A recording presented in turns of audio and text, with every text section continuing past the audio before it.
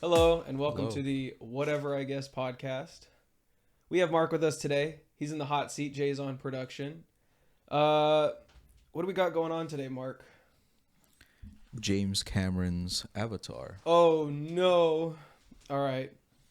We also have what are we doing today? Update. We're doing an update for the format of the podcast.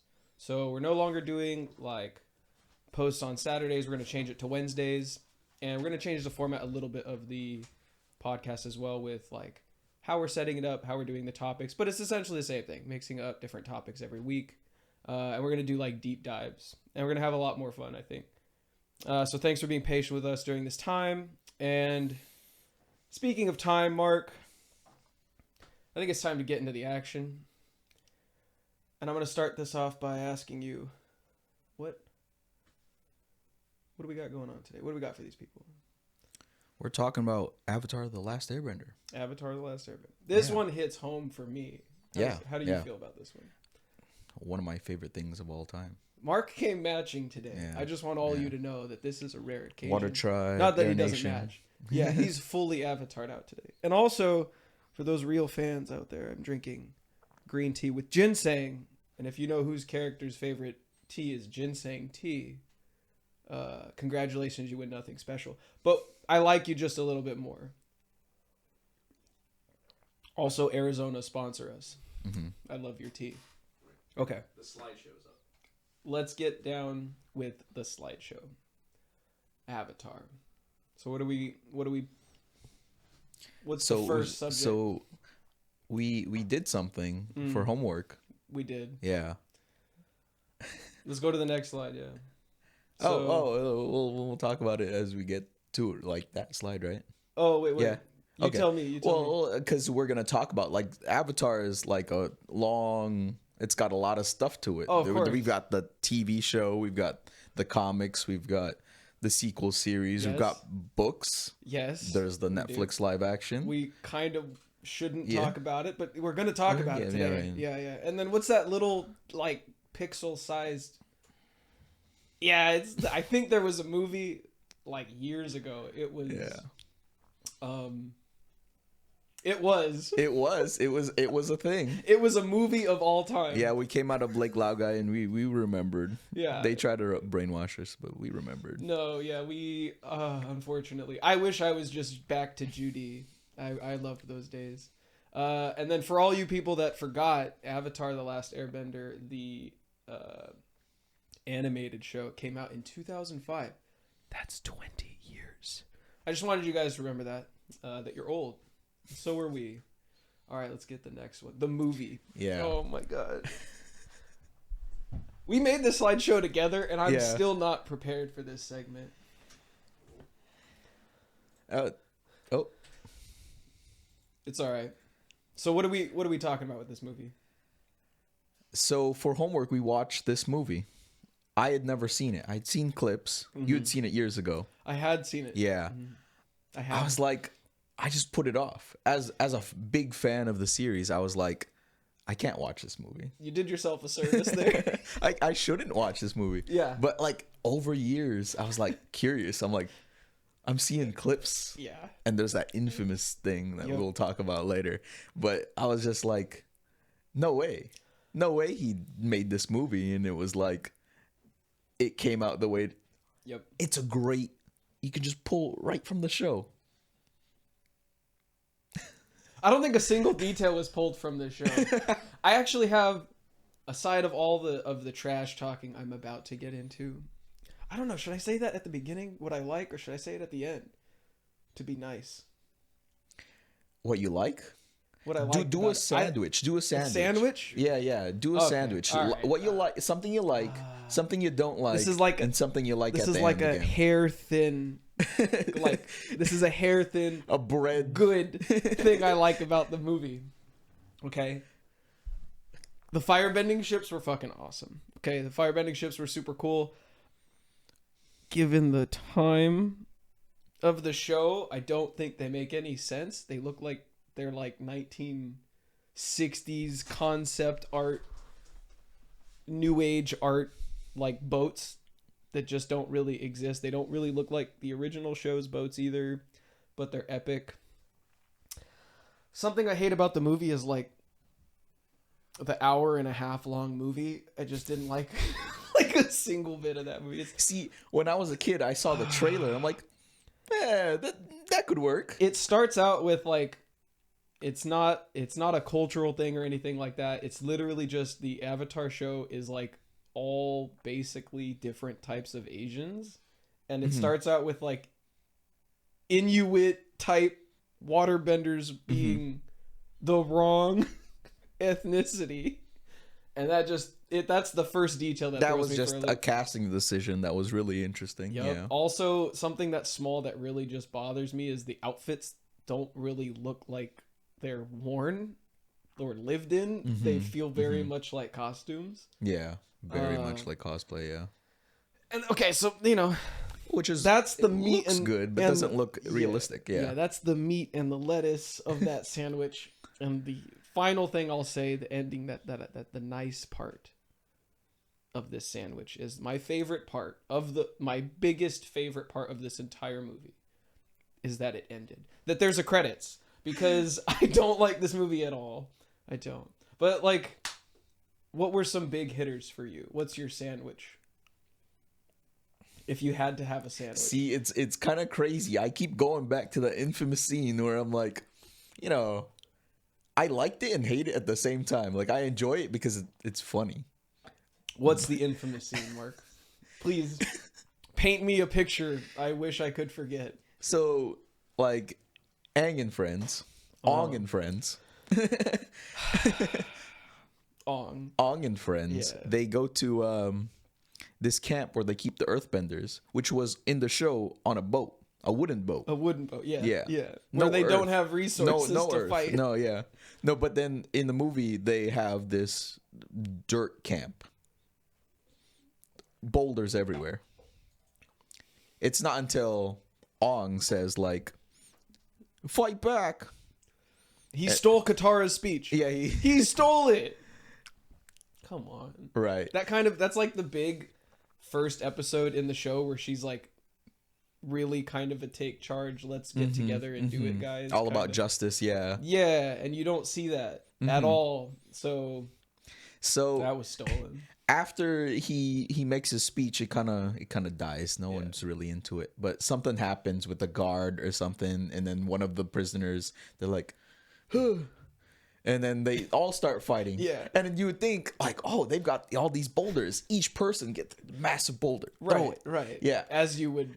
But they're fully grown men. A lot they of them, do right? they got like 4 or 5 people. It was 6. I counted. It was 6. 6 people. It was 6. I counted. 6 including the last guy. Maybe 7 then. 7. Yeah. So at like least 6 people doing this stomping routine. Yeah, and they took a wind teapot. Up. Yeah. I'm a little teapot. And they lined up for this. Like we joke and say pebble, but it's a sizable boulder. Yeah. This would be really heavy to carry as a person, but for an Earthbender, from what we've seen, that's no problem. No, but we needed 6 people in this movie to for one thing, they have all these extra movements before anything happens. Oh yeah. So I think Mark, when we were watching it, made a really good point. He's like, it's like they're summoning the elements. Yeah. And you have to do this whole routine to summon it. Yeah. And it's just very not. It's not intuitive. I don't. It's not intuitive, but it's not rewarding. Yeah. Like even in like Marvel, right? Like, okay, yeah, their production quality, blah, blah, blah. But even Marvel gets it. Like when Doctor Strange is like opening a portal, you see sparks, right? You see like immediately when you know that his powers are working. When he's training, you're sitting there and nothing happens. You're like, well, yeah. Well, even when he was not trained, like still sparks were happening. The portal didn't happen, but like you were still rewarded with like it almost works. Yeah. He just isn't working. But with this, it's like I don't know if he's gonna throw a rock or not. There's literally like 4 or 5 seconds of you're like gripping your seat. It's so frustrating. Anything can come up from that. Yeah, and then nothing interesting would happen. Like water was very small. This is a gripe I actually have with like all of the series stuff except for Well, I'm gonna be honest. I've only read snippets of like the books, and I've only read snippets of articles. Mm-hmm. So I haven't really paid attention to like the bending that happens in them because I'm usually reading the dialogue. Mm-hmm. But the fire bending, they always skimp the fire bending. Like it should be bigger. And the same with the water bending. They do these little, I mean, it makes sense, little streams of stuff if you're a beginner, but if you're not a beginner, you should be like really moving a force of water. Yeah. And then same thing like we just said with the earth bending. Like we could pick up one of those rocks. You know, it might be 100-pound rock, but like, come on. I think that was a misunderstanding about what bending is. It's like they're supposed to be manipulating the elements, but I think like from how it comes across to me, like it's magic to them. Like that's why there's the summoning. That's why there's the movement. They don't see it as like it's a martial art. I do this. I'm manipulating this rock. It happens at the same time. Yeah. Yeah, I agree. So there's a lot of mispronunciations on the names in this movie. Oh my god. I thought that was just amazing. Yeah, I'm like, Ong. it was in an attempt, apparently, it was in an attempt to make it closer to the cultural origin. You can paint a shit gold, Mark, but it's still a shit. So look, I'm gonna be honest. It might not be spelled right for our alphabet, but if someone's name is Aang, maybe it's supposed to be spelled with an E. I can bend with that rule, like pun intended, I guess. But yeah, Ong. It's just not what we grew. The characters call themselves Ong. So. Isn't Aang spelled with an A? It is spelled double A. Two A's. Two A's. It is. Yeah. But I'm saying like if you're going like phonetically, you just switch it to E.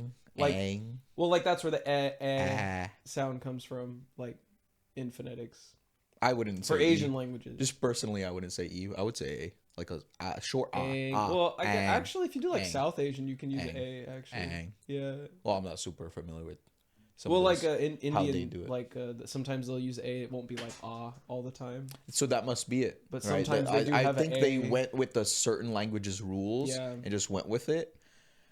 But it's interesting, right? It's like one of those things where like Vincent van Gogh, like apparently his name's Vincent van Gogh.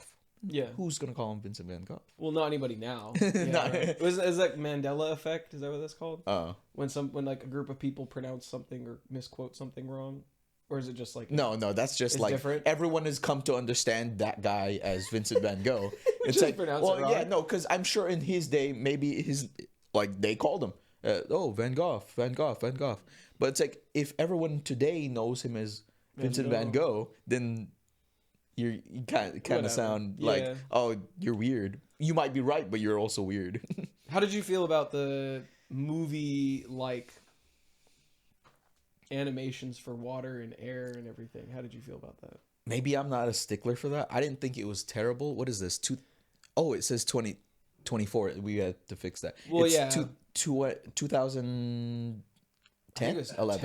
10 or 12, 10 or 11. No, it was 10 is on the last slide, I think. Yeah, it's 10. 2010.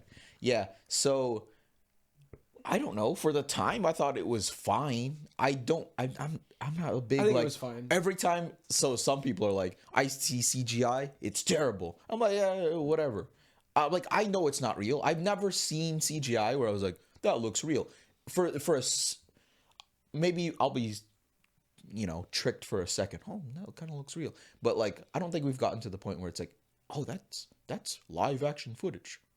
I don't think I'm there yet. I don't think I'm there yet. So I'm like, everything I see that's CGI, I'm not going to make a big deal about it. It's like, oh, it's CGI. It looks terrible. Yeah. As somebody that watched like the 1990s Doctor Who series, you can't get worse than that. It's pretty bad. But it serves it's not real. You're looking at computer generated things. Yeah. But then it's like, if you look at the modern Transformers movies, those are kind of insane. Those and it's easy because it's all metallic, so it can stay shiny and whatever.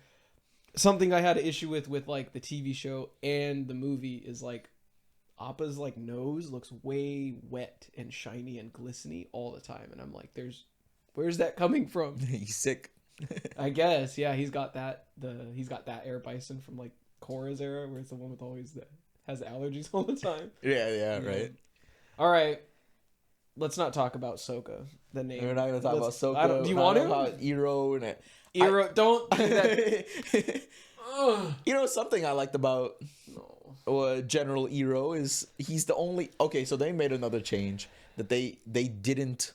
They made it so that firebenders don't just summon it. They don't just create it out of thin air. They have to manipulate. They have to bring their own fire. They have to bring their own fire. Yeah, on their back. But Dragon of the West here met with the dragons, and assumedly that's where he learned to summon it. The normal way. Okay. I feel like people made that up. But I'm gonna take that as headcanon. That's canon for me. It does make the movie better. However, yeah, it's just like it's so disconnected with the show in so many ways. Like pronunciation, the summoning elements thing, the style of the firebending ships, the firebending ships, the Fire Nation ships. I mean, I don't know. And then there's times where it's like totally like not the same format where there's a fight scene where Aang is in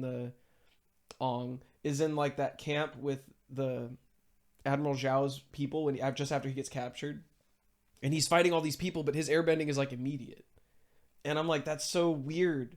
And I will say, like the choreography for the moves were cool in the show or in the movie, but it wasn't bad. What do you mean by it being immediate? Like there were times where he just like moved his hand, and then it would be like air would be blown immediately, like he didn't summon it. But then there's other times where he's like doing this for 5 seconds. That was always the case. Was it?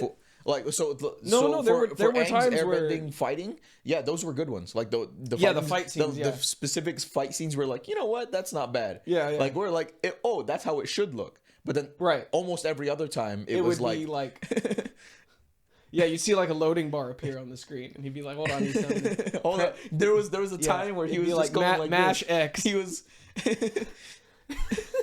Oh, dude, it's so weird. I would also say like Commander Zhao just didn't have that impact for me. He wasn't scary enough, and I don't need him to be exactly like the show or like any other version of Zhao, whatever. But Zhao is this like completely unhinged guy who is really only controllable from like the Emperor. Like nobody has dominance over this man except for the Emperor, and I'm pretty sure that's only until he actually like breaks. So Zhao in the movie, he just didn't have that scare factor, that intensity, that dominance. And like when the crew meets Zuko, they're like, oh, this guy's kind of crazy because he's trying to capture us, but it's really nothing beyond that. He doesn't say, I'm going to kill you, I'm going to torture you. Like maybe it's implied, if you were getting run at, like if I was getting run at and somebody's like blowing fire, I'd be like, shh. Right. Just be his little. There's no reason for me to think any further. It's just like, yeah, that's pretty bad. Yeah. But when Zhao comes after you, he's like, in the show at least, he's like, I'm gonna let you live, but barely. Those kinds of things. And he also he has more military presence. Right. So that's what I think I'll disagree with you where he didn't need to be that big imposing man that's scary.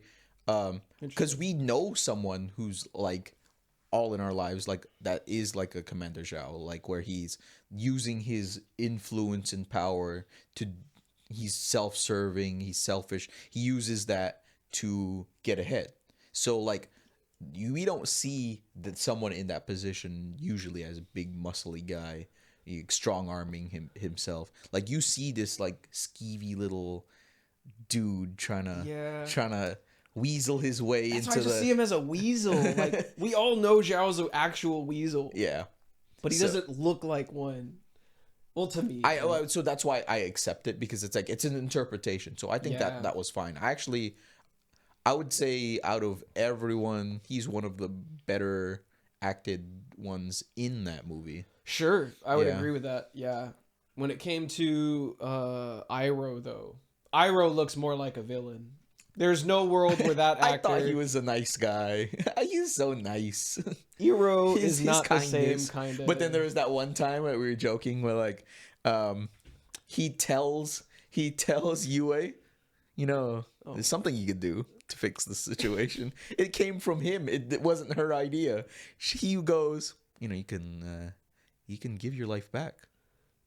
He's like whispering in her ear to give herself up. If you guys have watched Game of Thrones, you're like the Avatar movie the Avatar movie Zhao reminds me of like Littlefinger from Game of Thrones. Just this conniving, pipsqueak kind of annoying dude. Mm-hmm.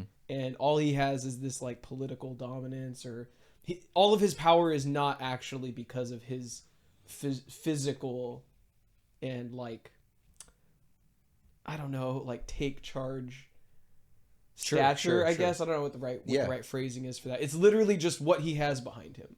Like Littlefinger is scary because he can have anything happen to anyone at any time. No one's safe. And he's also at the higher echelon of power. And that's how Zhao feels to me in this series. Mm-hmm. Like, yeah, there's merit to what you're saying. Like, yes, like he doesn't need to be what the show portrayed, but the show did it so well. Like in the show, he looks like the kind of dude that would connive his way into the library. So did you end up watching Wan Shi-tong? Did you watch some of the series? The Netflix? Yeah. I watched the 3 episodes. Yeah, you did? Yeah. We were trying to study a lot for this, so I did watch the 3 episodes. So what did you think? Oh man. That one, okay. There's so much negative I want to bring up because it's I mean, if that's how it's coming out. Everything that's not the show is just like the animated show. It's just like punching bag material for me. Off the bat, why is Aang flying? Yeah. Why? Yeah. Why? If he flies, why does he need a glider? If he flies and has a glider, why does he need Appa? I don't understand. And then there's moments where it looks like he can't fly. He slowed his descent. He's got he used this outfit to slow his descent. I even thought like, Anthony, maybe he was gliding, falling with style. That's literally it. He was falling with style. The first scene, he's like, he's flying down, and then he flies straight up, and then around a pillar without changing his height, like 4 times, and then comes back. Even and points out that he's showing off. He did not empty and become wind. He didn't do that. No, he did not. So he was using wind. I think if we ever were to see that in live action, it would look like how it did in the show, where he's Supermaning away. Yep. Yeah. Aang can't Superman away. He'd have to do a jump. He'd have to do air. He'd have to do all this. But it wasn't true flight, but it was also very suspect. Yeah. Yeah. It was like, oh, you're a little bit too close. What would be the point of the real levitation later in the show? Yeah. And he does it. I think he tries to go up into a tree later too, and he just. Oh no! When he calls for Appa, he jumps in the air and he floats in that spot. Oh yeah, he kind of. Yeah, he just floats in that spot, and I'm like, yeah, that's a little bit too much floating. I like, why haven't Firebenders always been able to do that? Technically, some Firebenders can. They just have to all 4 constant propulsion. Yeah. See, I think Firebenders should be able to do that without the comet, but that's my take. If you're powerful enough, if you're more technical. If you're trying to like Superman blast off, you need the comet, but. You just shoot all 4 limbs having fire. You should be able to do it, like especially if you're Azula. Azula should she almost did fly at one point. Oh, she's done it a few times in the show. Break. Yeah, she's done it several times. Yeah. I was gonna bring up the cast. Yeah, please. So the casting compared to the movie. I like the casting. Yeah, I really did. You did? Yeah. I think Zuko was cool. Like, well, okay. They're the right Asian, I guess. That's what I'm trying to get at with that. So that felt like it was like actually accurate to the original show. That is just like a big detail for me. Like for the movie, just kind of disgraced the show. I think in a way. That's what we're talking about. Like whatever your feelings are on the on the live action, whether you like it or not, I felt at least there was some respect given to the source material. The movie, I did not feel that. I didn't feel any respect for the source material. Yeah. So I can tell that people behind the Netflix series they cared about this movie. They did. They cared about the the The series. series, yeah. I think Aang, whatever ethnicity like the kid is or whatever, like perfect Matches him. Yeah. perfect match. Matches Yeah. him. Same with Sokka and Katara as well. Yeah.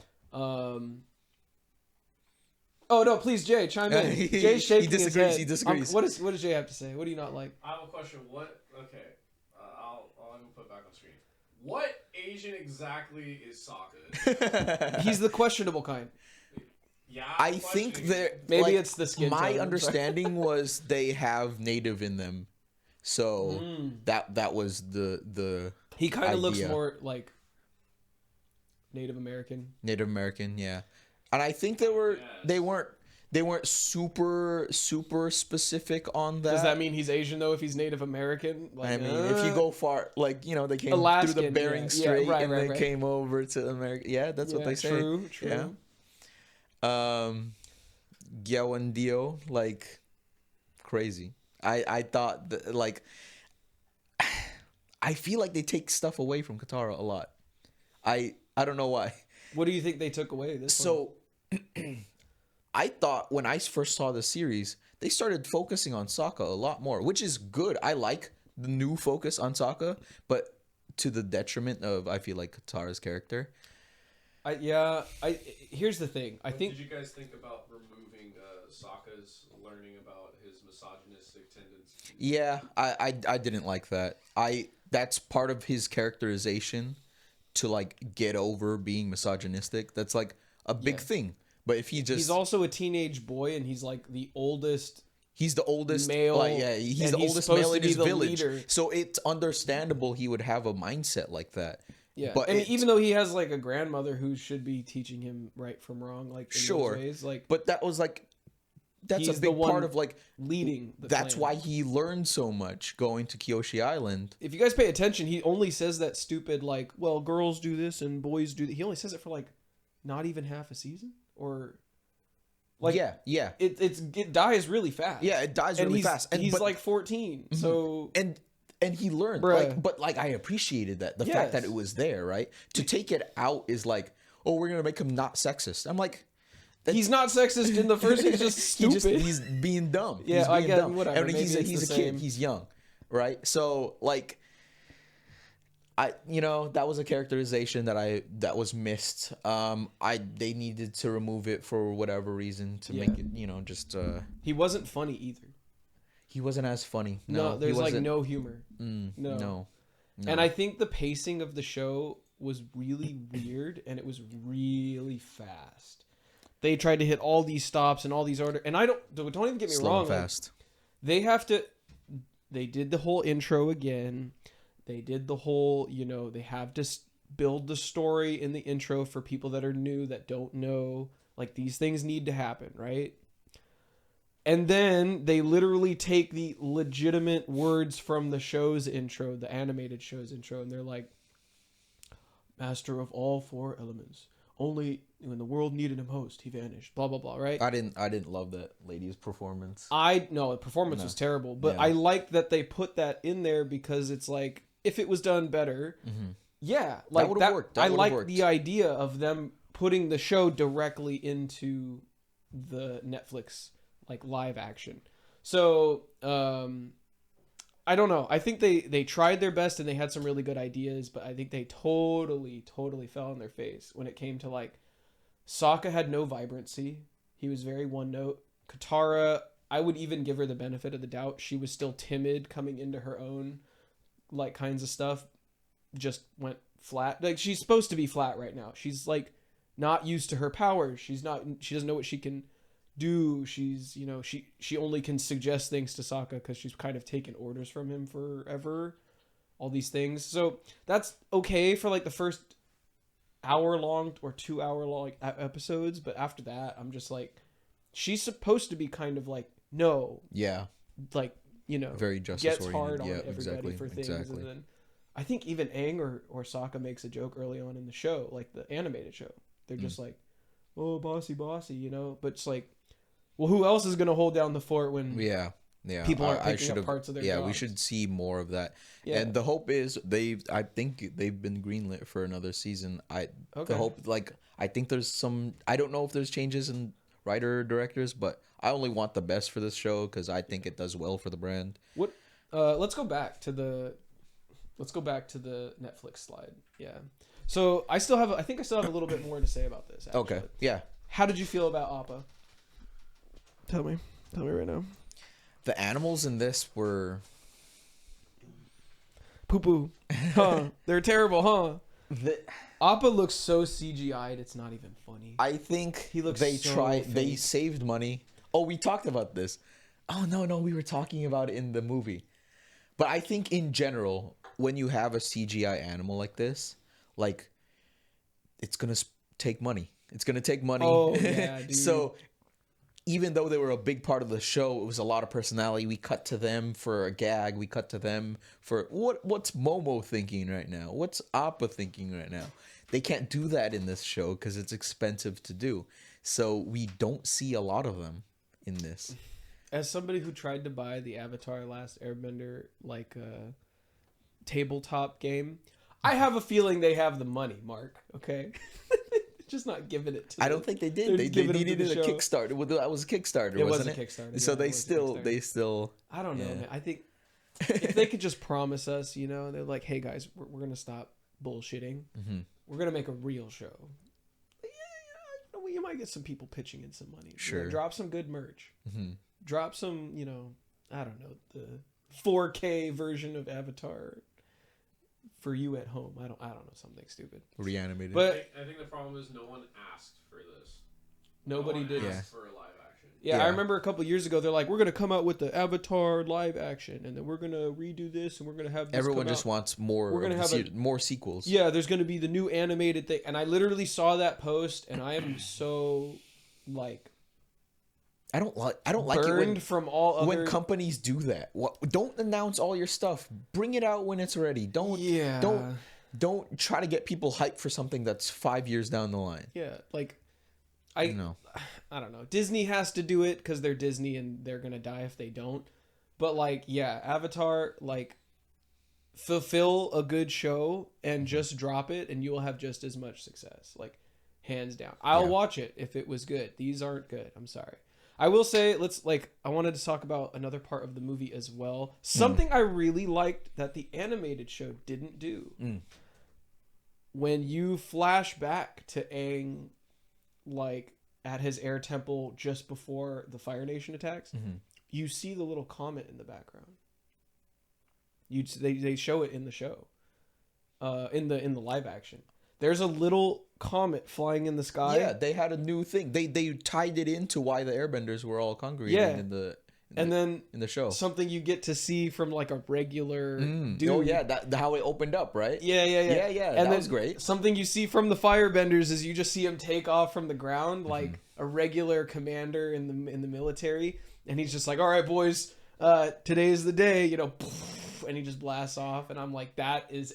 I wanted that so badly. So we didn't see that in the show, but I appreciated that from the series. That and I think it's just first of all, it goes back to the fire animation because it's Sozin's comet, dude. That thing, their fire should be like the fire should literally look like, and I'm not even gonna sugarcoat this. It should look like a NASA takeoff. Like it should look disgusting for the power spike that they're supposed to have, right? If it's like beginner firebenders hold a flame in their hand, right? You're supposed to have 100 times the power with the same amount of input. So little baby dude holding first fire, right? Ta-da! The thing should be like as tall as a building. Like maybe 100 is like an exaggeration for the show. They just say 100 because like legends, you know, or even 10 times. Like 10 times is like that big of fire. So when they're going to lift off, I want it to be devastating. And that's one guy, let alone a whole like battalion I of... would say the main issue with thinking that it's that big is that you think of Ozai. I was going to bring that up. That's exactly what I was going to bring up. I think because the firebending that we did see are from like master firebenders, I'm thinking about Zuko. Like I'm thinking about High Azula. I'm Masters. thinking about Ozai. I'm thinking about Iroh, Zhang. Those are the big heavy hitter firebenders in that show. So that's the Zhang Zhang. Well, I get it, right? Zhang Zhang does the whole fire wall, yeah. right? But I Also, mean, he's legitimately like hovering, flying. yeah. The others boost themselves. Jong just flies. So That would be another fun just, topic. Just Like, who would win in a fight, Ozai or Zhang Zhang? Oh, it's probably Ozai. Like, there's Oh yeah, my no, God, because really? Okay, I guess lightning. another thing is like, oh, Ozai or Iroh, and Iroh himself is like, I'm not sure if I could take him. So I think that No. speaks to I'm how sorry. Ozai. Did I say Ozai and you Zhang said Zhang? you said Okay, Ozai and okay. Zhang Zhang. I thought I misspoke and said Iroh and Zhang Zhang. I was like, no, I meant Ozai. Like, No. I'm Firelord bringing this Ozai. up because it's like, I think it speaks to how strong of a firebender Ozai is, how much of a problem he is. Yeah. Is that even Iroh himself is like, oh, I don't know if I could even take him. You know. He does say he said maybe he can. Yeah. Which is why there's a debate. Yeah. But Do you think it's literally just because Iroh's age? It probably is. That's a factor. That's a factor, but I think he is also like Ozai could just be talented, like in the same way like Azula is to Zuko. Like Zuko worked hard to get that good. yeah. Azula's also talented, so I think Ozai is talented, and Iroh has experience and he's got techniques. He's clever, and he could take him. which is why it's a close fight. Yeah. They have comparable like achievements to like feats. Like when those like think about this. How it's crazy to me. Iroh blows a hole in the stone wall with fire. Yeah. And he says Fire doesn't have mass. He just blew a hole through a stone wall. Didn't melt it. It blew up through the wall. that's what I'm saying, dude. Iroh he did it differently. Something like I really appreciated. Well, maybe we'll get into that later, but something I really appreciate is like Iroh's kind of you don't know it obviously until way later, but he influences his fighting style with all the other nations' fighting styles. Yeah.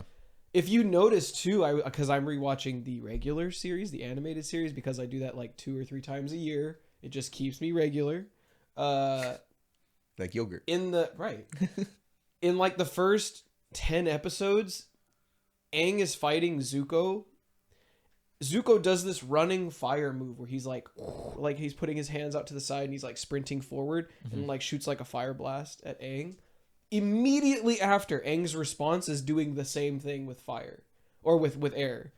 And it's insane that Aang has the intuition to do that, and it took Iroh losing his right as His birthright, yeah. emperor, losing his Firelord. entire citizenship, losing his kid, Banished. and Losing then his kid. being homeless and like destitute across the world. I think destitute's the right word. Sure, yeah. Like desperate, all these things. It took all that to happen for him to be like, how could I influence my firebending with water?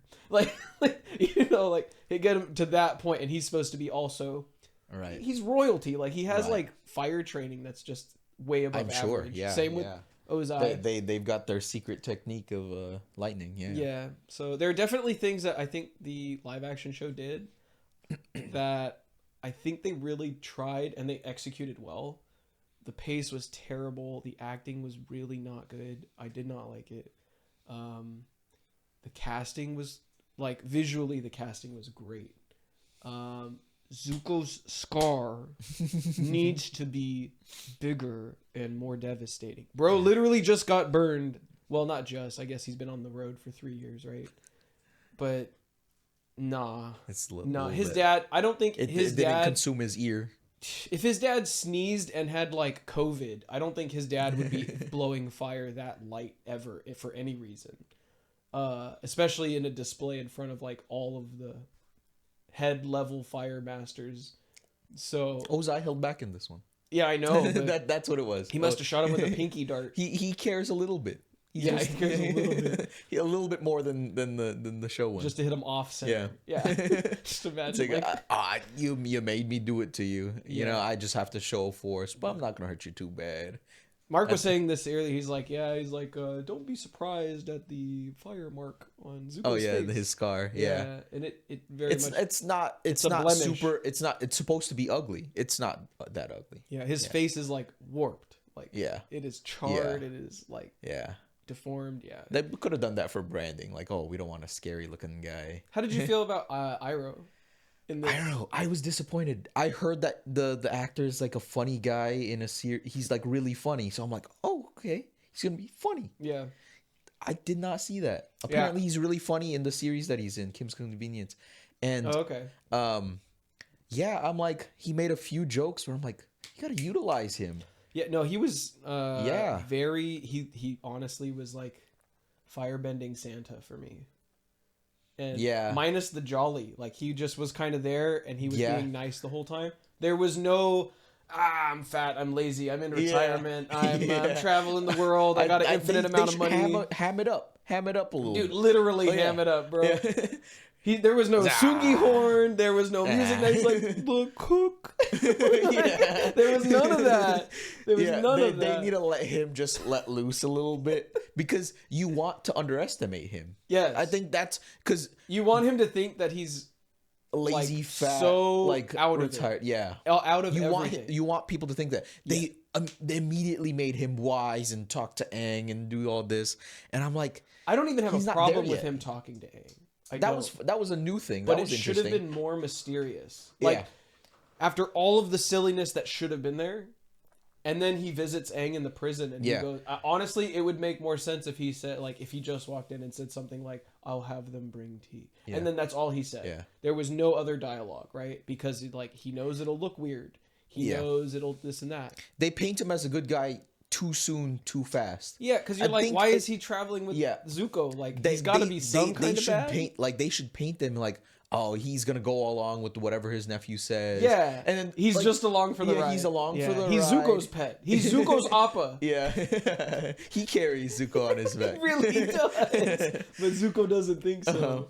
And then like when Zuko attacked, when Iroh's right next to Zuko, when Zuko attacks, Iroh attacks Aang too. Yeah. So he should be along for the ride. He's down for whatever Zuko's doing.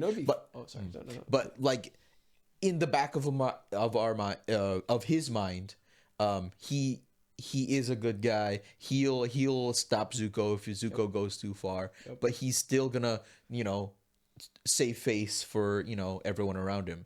I think too, like, it would be funny is if you saw the little details, like his fire blasts were weaker. And, Zuko's like fully charging, trying to get, and he's just like, oh, I'll get him, Zuko. I'll get him, Zuko. Help. And like, Don't worry, like Zuko. He's missing all the time slightly, or like they're smaller, or this and that. And then like, like if the show did well, it goes on further, and he just throws like a basic blast. It's like 5 times the size of Zuko. And Zuko's like, oh, you like mean business? And he's just like, well, yeah, I was a general.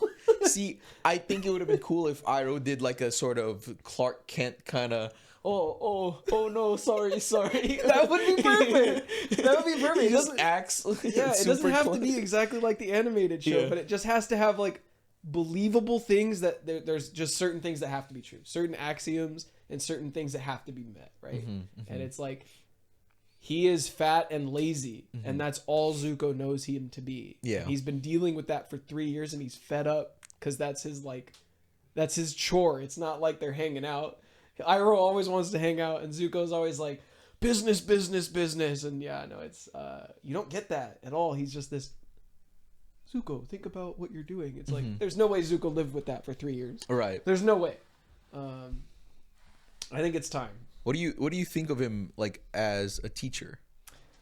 Like, what do you mean? I feel like it would have been interesting if Iroh like he mentored Zuko, but like we're gonna get into like the bending teachers, right? Like, what if there was a more of that conversation? Because we like that from the Netflix show where Iroh had a little bit of a conversation with Aang. That barely happened in the show. Yeah. So, because their first real connection was he talked to Toph. Yeah, that was kind of his in when he went to visit Team Avatar. Yeah, right. Like that was on purpose. Yeah, right. But what do you mean? What do I think of him as a master?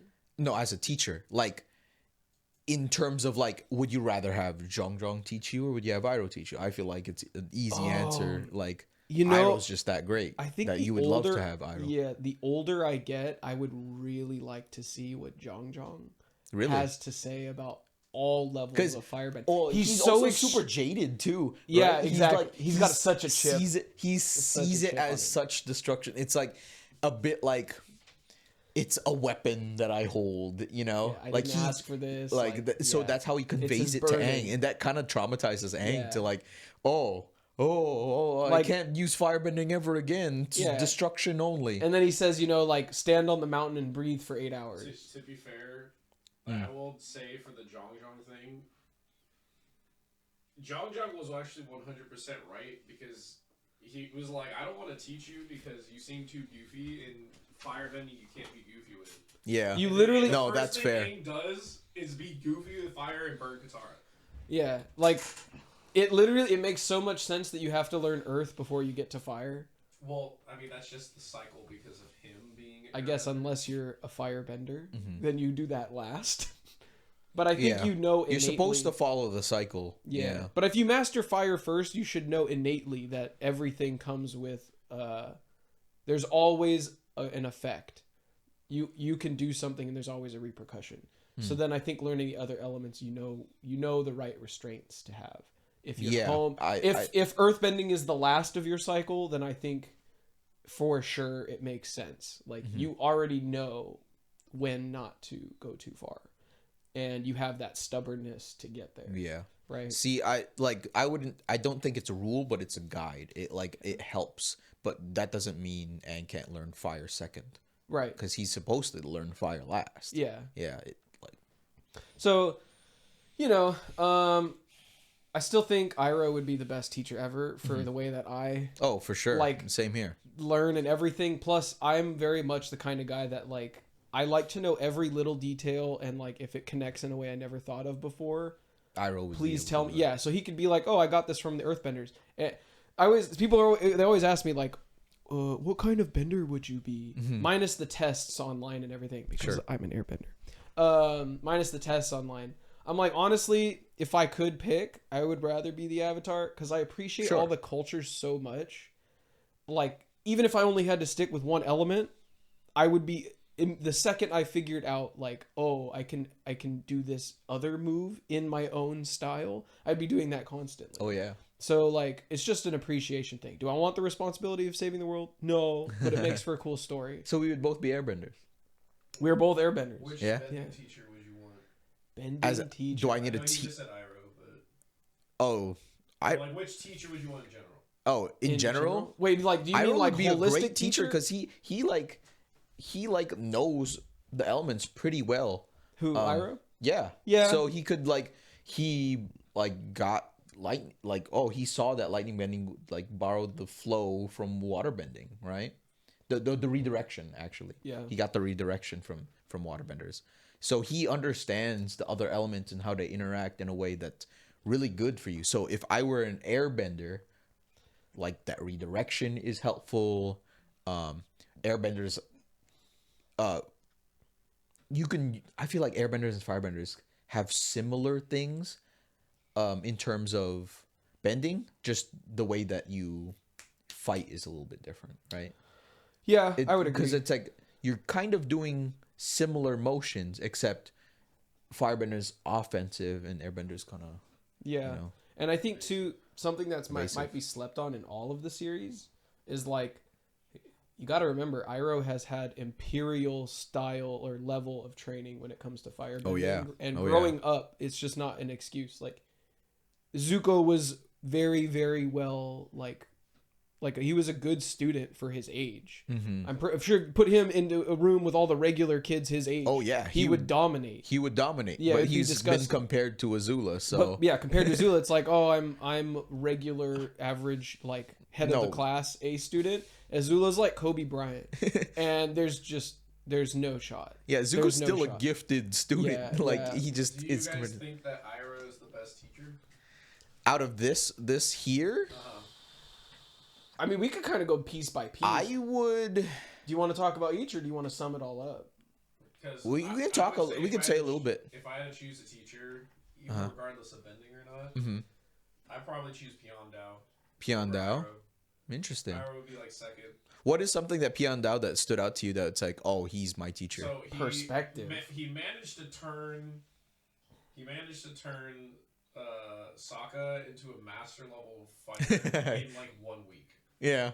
And when it comes to just pure teaching ability, I will say Piandao literally turned that man into just a master. Yeah. I will master say this, swordsman. I think when it comes to like, first of all, Sokka is a pretty high level strategist for his age. They're all child geniuses. And he's also been fighting his entire life. So even though he has a rough and ready style of fighting, Sure. and it's very unpolished, Sokka very easily, I think, can bridge the gap between like concept and application. Oh yeah, like he's a genius in just that, like right? Yeah. super fast. Oh yeah, for sure. And I don't think many characters in this entire show can do that. Like Aang will get the hang of something and he can make it really big. He hasn't mastered it. Oh yeah, Sokka, he'll have like one intuition and then it explodes. And then it's like he's fully understood it. So he did it with the air balloon. He does it with tactics throughout the fighting. Oh yeah. He does it in the show. He's like using the terrain with him, like pulling the bamboo back and snapping it in the fight. Yeah. Just like little things like that. So I think that's also just like at a certain point, the Sokka's character also themselves, a great student for that. Exactly. Yeah. Okay. Well, to be fair, He's also open-minded enough to be like, why do I have to paint this waterfall? He's just gonna do it though. And he's like, I added a sun with a smile because Put a rainbow in it. to be fair, I will say though, to add on to like the whole fighting thing, Sokka never used a sword until he went there. yeah, So that's one of those like he's not the best swordsman in the show because Zuko's better than him yes. because he had Piandao teach him. Oh yeah. Wait, yeah. Piandao was Zuko's teacher? Yeah. That makes so much sense. Yeah. Yeah. That makes so much sense. Holy. Yeah. Yeah. So he was Zuko's teacher for the swordsmanship, and then Sokka literally never used a sword before because the Water Tribe they just don't use swords. But he had a club. Yeah. Club with the that's a blade. club. Yeah. There's a blade. He's got a bladed weapon, right? It like is a blade club thing. It's like it's like a. It's not a blade. It's a bone club.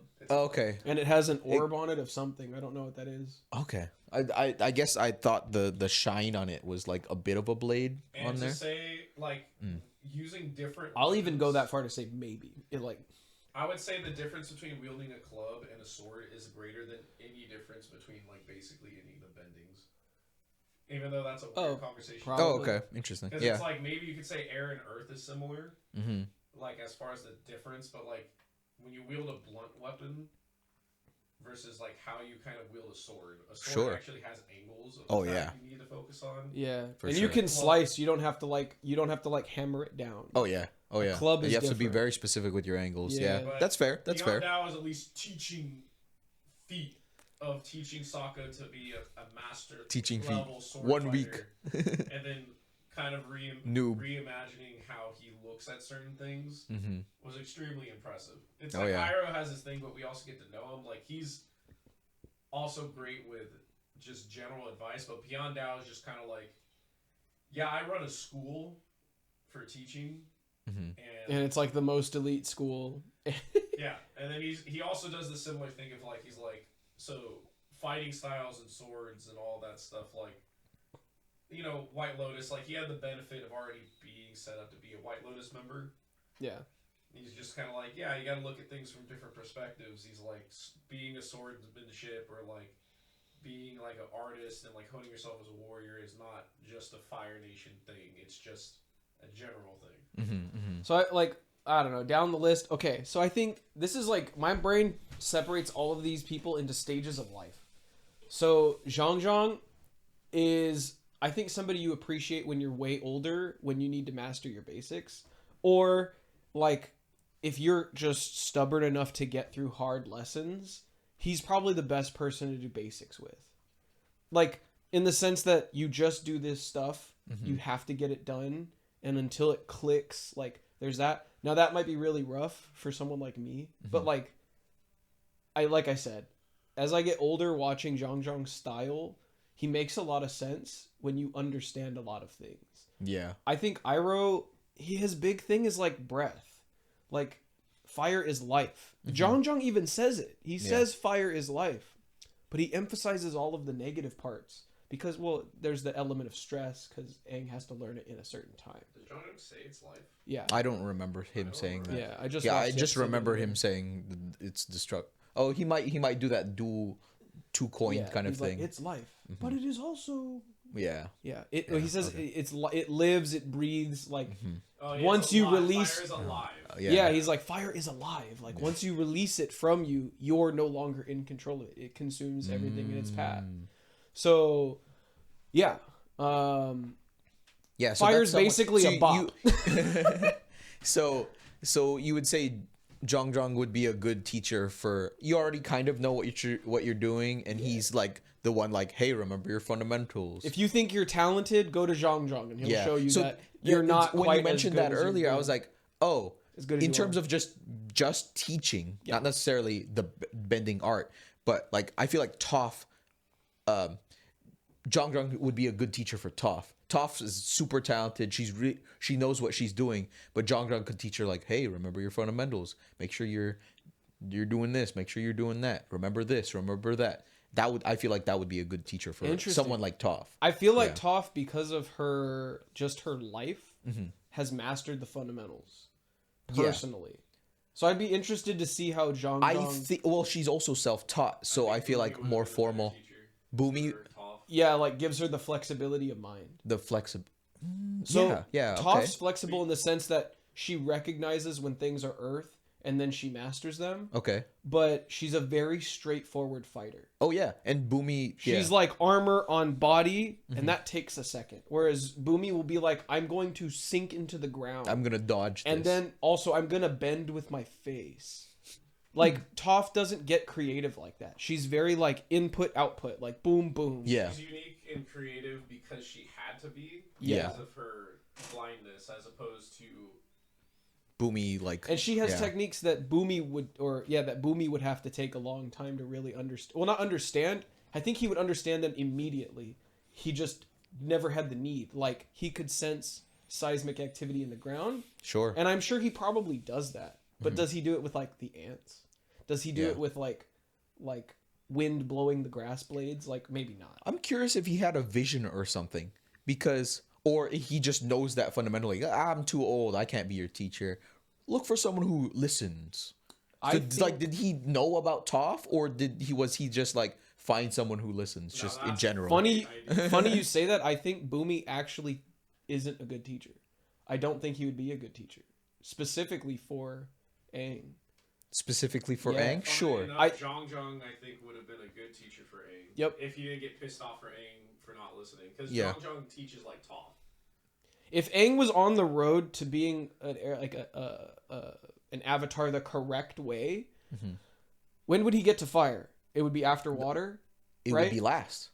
Oh, it would be because last? fire just happened. Yeah, before it would him. be last. Okay, Yeah. I think by the time you get to Zhang, if Aang figured out all the elements, And then he went to Zhang. and then he went to Zhang, all of the shit that would be impossible for him to learn at this stage of life, I think he would just understand. He would also overcome Earth. Yes. And So he'd already have the stubbornness to deal with Zhang.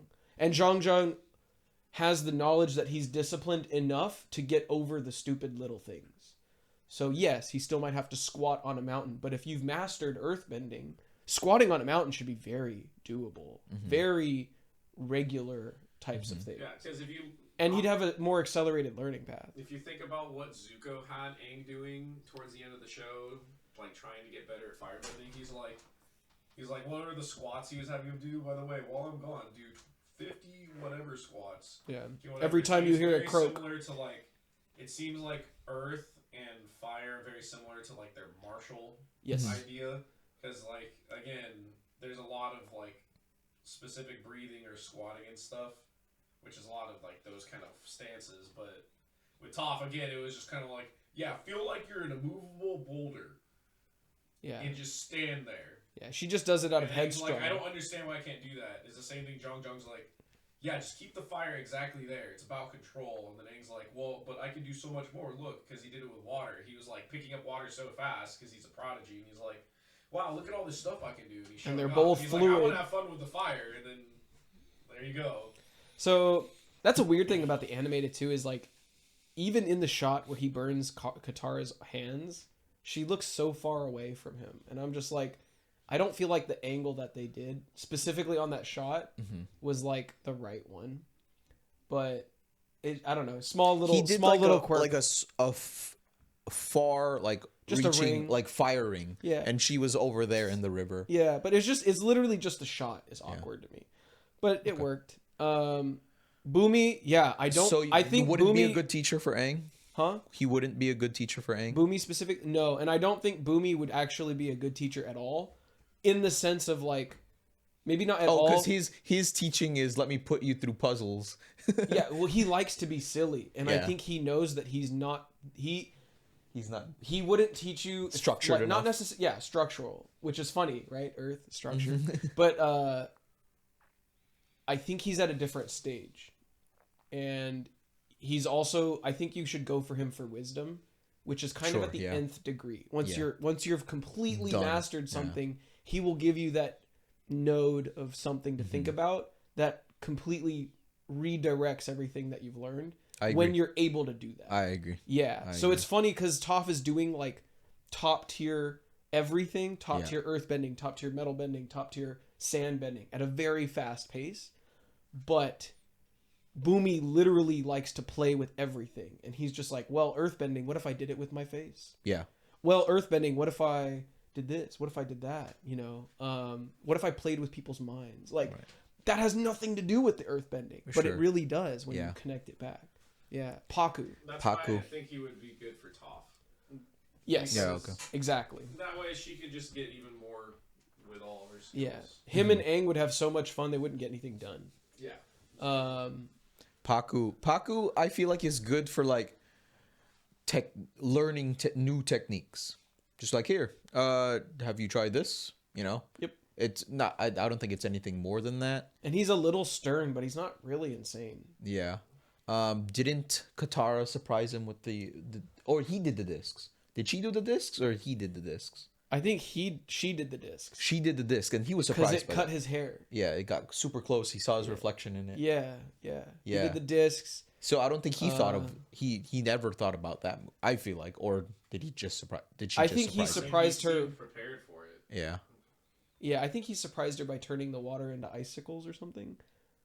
There was that moment, and then he saw the necklace, and then all of it fell, and then I don't think she thought of that or something like. So they both impressed each other. And I'm gonna be honest, whoever decided to throw the ice discs, I would have never. Thought So of I that. think he was surprised by that move because Oh, I yeah. don't think he No. thought about that before. He Like, thought who would think of water, ice, water, ice. But Yeah. what if I pillar of ice? literally stream the water. Like where do you think of like razor sharp blade? Yeah, Like, yeah. ever. So I think he was impressed by that. yeah. So Guru That's really Patik. Guru Patik. Guru, I love him. I think everybody deserves him. And I think it's because he's very structured and he's very regimented and he's very simple. Yeah. It's something everyone can do always. And I think he can, because of his openness, I think everybody can be adjusted to that. So I think Guru Patik is. Oh yeah. He's Because the pinnacle, like the absolute best shining example of a teacher. yeah, because as far as we know, he's a non-bender, so he could be from like Earth Kingdom, but Yeah. like he is I think Toph He's would a enjoy him, and that's saying something. Really? Right? because he's obviously a very spiritual person, so he can guide Aang through his avatar stuff. Yeah. I don't know. So he would just be a spiritual teacher. How would he help Toph? I don't know. I feel like, he's kind of like a spiritual massage, like, right? Like, For someone, Toph is not Yeah, very like, spiritual. I I thought it was surprising in later when we talk about Korra, when Toph like, oh, I see everything through this tree. That's very spiritual. I didn't think that she would be a very spiritual person. That she would be at that very spiritual tree swamp place. So I think I she mean, has an inherent thing because with the whole badger moles, like wandering around with them for a period of time, it's like when you have to just kind of sit there and like feel the world around you. It's just like I feel like it's more of an inherent thing. It's like feeling, gut feeling. yeah, it's Yeah. like instead of it being like purely In like you're tune. thinking spiritually, it's more of like a you found a kind of analog to it already. You're rooted in it. Because it's like you literally, she feels more connected to everything because she kind of observes it all like that. Yeah. Do you think she literally could? Because she made a comment in Korra where it's like, I see my daughters every day. Like I think that's crazy. That tells you the kind of nth level shit that Toph can get into, and especially being like blind and heightened senses. Like, that's terrifying. I bet she knows about creatures underwater that nobody's ever seen. Isn't that insane? Probably. I don't know. I mean, I don't know if I'd go that far. She but literally still can't like sense people in the air. She can't sense people in the air, but she can miles away. She should be able to, check right? in on her daughters. If Zahir flies above the grass and she feels the grass blades move seismically. Something, yeah. I think someone airborne can probably get her. All I'm saying is in the comics when she's older, she gets taken out by someone that's just constantly launching herself in the air. Oh yeah, yeah. All I'm saying is there's a comic where she goes up against this Earthbender, and they're like, "Oh, is this the Toph's rival?" I was like, I thought that was crazy. Let's put it up for whoever can answer it. I have an idea.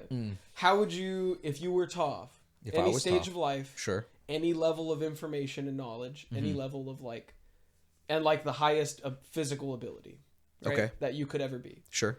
How would you always keep yourself prepared for something that was only like aerial, like that kind of fight? How would you do that? I would. I'm thinking about Gara have like sand. Yep. Up. Yeah. Yep. Yeah. Yep. I would have it around me all the time. Yeah. And that's how I would. I would have like molecules constantly. You can't even see it. That's different though. That's weird. Gara. That's gonna get off topic. Gara can sense things with the sand because his chakra's a part of it. Mm-hmm.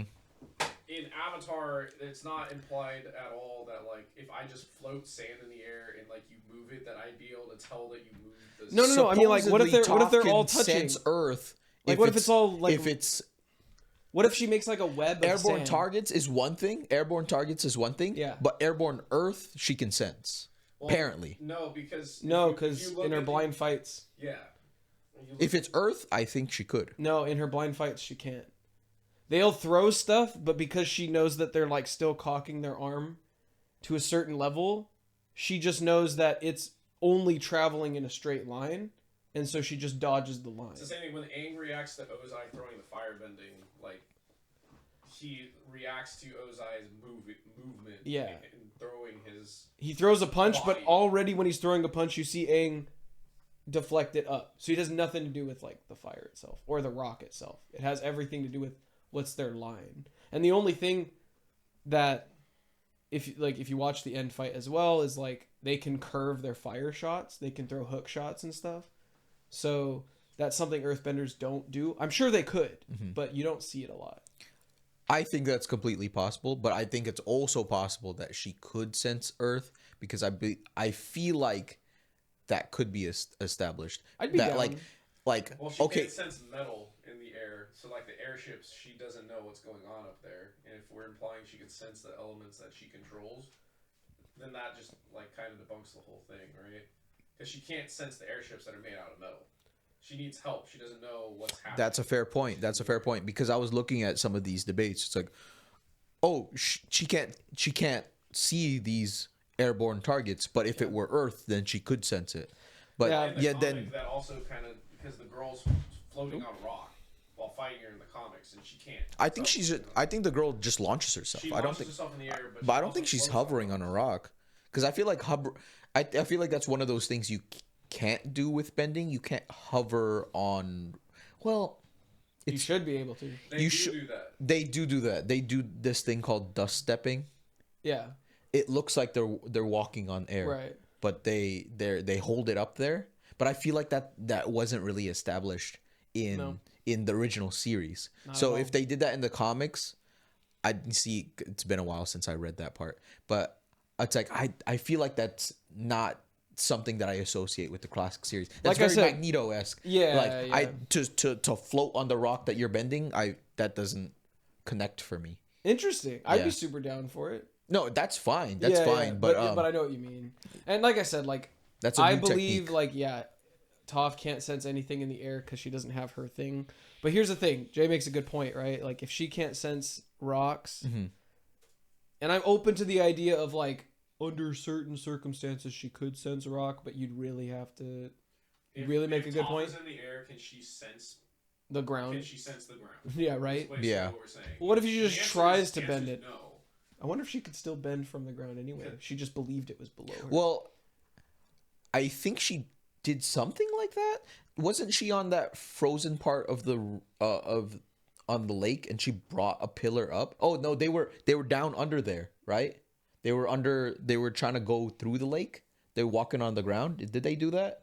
And then when they talking about Lake Laogai when she just brings up. They are in a bubble. Is this the one with the eel? I think Are they're walking along the bottom of the lake, and Aang and Katara are putting Moving a the bubble, bubble. and they're walking along the earth. But when that bubble collapses, when they're attacked by the creature, Toph brings them all the way up. So I feel like, and so they had to freeze the ice, and they had to walk across. Yeah. But I think she could, if she were on top of that ice, I think she could. But I think she'd she could be freaking out because she can't swim. she'd be freaking out. It'd be like a panic last ditch effort. Yeah. So I guess that's weird. here's my thing. She couldn't see on sand. At She first, no. sees fuzzy. She Yeah. could, well, At because first. it's all she disconnected. senses fuzzy, yeah, but like Yeah. At so first. on water, I feel like the reason she can amplify the vibrations is because she's an earthbender. So are we saying we're saying Oh, on I see. water? Because it's Because when she's in the water, she's completely helpless. Yeah. right. And like by that logic, like Because that everything's water- fluid. Yeah, that water would be connected to everything, and vibrations go through water. Here's my thing. I think right? if she was calm, she could settle herself and like bring the earth, bring an earth pillar under her feet. yeah. But because she can't swim, she's freaking out. I would also put this out there too. If she had like microbial or something tiny, like strings of sand, and just made like webs around her, so they're all connected and touching, I think that would be a way around the whole. She just keeps like a sand thing up, and She could actually probably can sense learn things from in Gara the like air. that, yeah. Yeah. So she just did like, what are those orb weavers or something that have Yeah. like the really insane, or the tunnel Yeah. spider? I can imagine like a Just something- wisps of like sand. Yeah, webs. and they're like too thin to see, but they're literally like hundreds or thousands of them around her. I could see that. And they're like very extended. I could see that. So, hey, it would be cool. We can also talk about Katara was a good teacher Oh, yeah, I was for Aang. for But you- specifically water that worked out. Yes. And he had a great time. And they're he good ended up sparring being partners. and he was also like almost better than her in the beginning. So it's like, oh, he was better than her. She so it's like, caught oh, up. He caught up real fast. So Yeah, yeah. and that was No, like she caught up to him. Oh, she caught up eventually. Yeah. No, but she was kind of mad about it. She was like, "Oh, he's so good," It's like, Even though he's already a master. yeah, And I think the thing is too is like I think she needed to believe in herself more, and them training all the time, it got her into a rhythm, and then yeah. she was just like, well, this is my only element. And yeah. she's also like a Kobe Bryant of waterbending. She didn't know that it was like a latent power. Yeah, and yeah, unlocked. then it was like, all right, Aang, get in there. I do that a lot. I Yeah, like so doing she that. can do that. All right, Toph as a teacher. Toph as a teacher? Well, she's not a good teacher for Aang, not necessarily, because She did teach Aang. she did teach Aang eventually. They had to do this whole like I think she is a good teacher for Aang. she's a good okay. Aang needs more structure. Aang needs Toph as a teacher, but at first they butt heads and it wasn't able to work. But I think Zhang Zhang is more stubborn than Toph in a way that in doesn't work teaching. for Aang. Yeah, it's more of a detriment for Aang.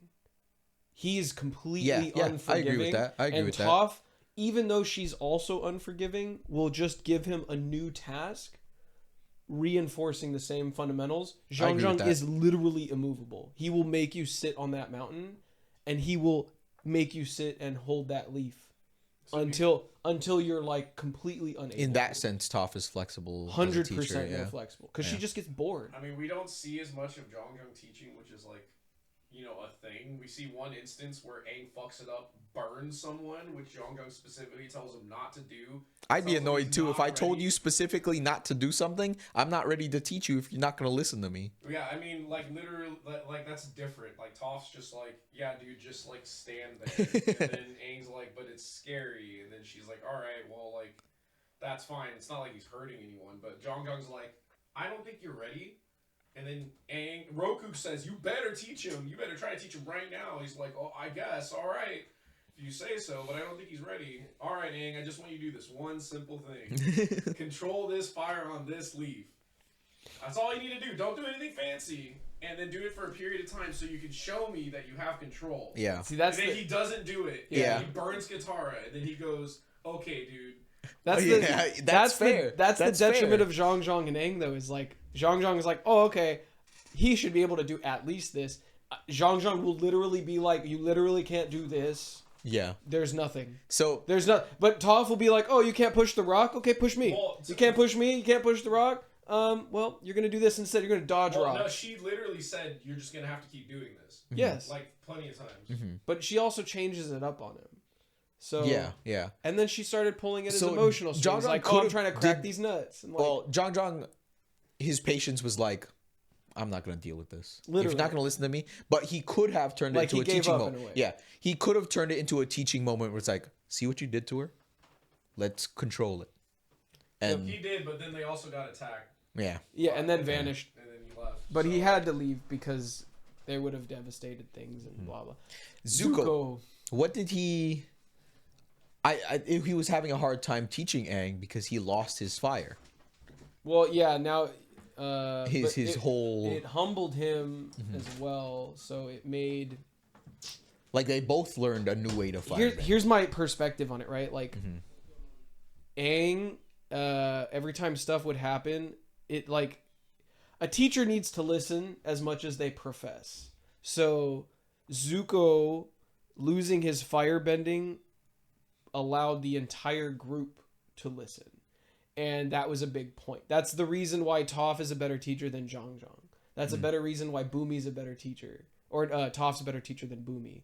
Or Iroh's a better teacher than Bumi. Is because they listen. They listen to their students. Zuko, off the bat, when he was like, oh, Zuko here, like, he was already willing to listen. Yeah. They weren't. And him losing his firebending, I guess, was kind of absolutely necessary. And also, like, they have the proof that he was doing it in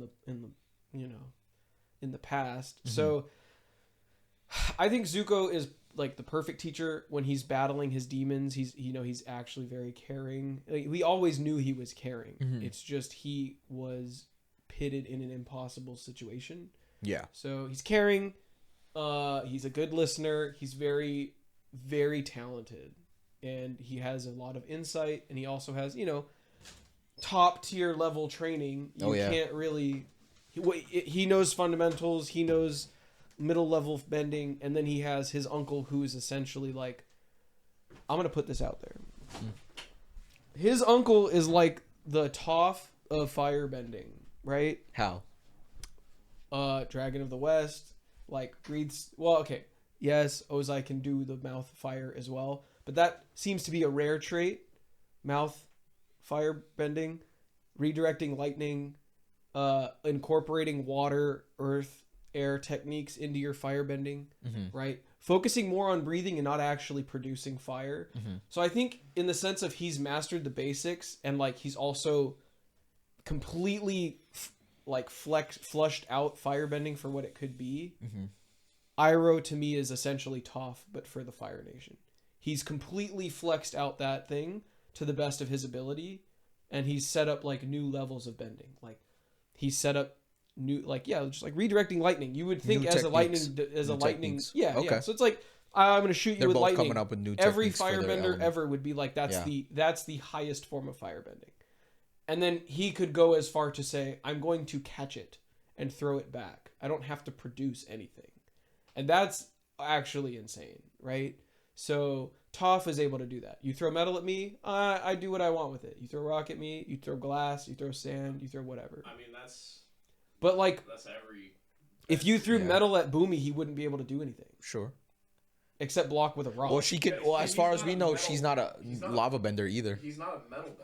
He's not a metal bender. That's if you're throwing his own element at him, that's different. So I think what he's saying is, you throw fire at me, I can throw back fire. Every firebender can do that, but no one's been able to throw back lightning. Yes, and also people don't think of firebending as a breathing thing. The only people that ever talked about that were Zhang, who's beyond master level firebending, and Iroh beyond firebending, and Ozai beyond firebending. Well, I think that's more so. I think even Azula doesn't know how. I think that's a general principle. Well, we don't know if Azula knows.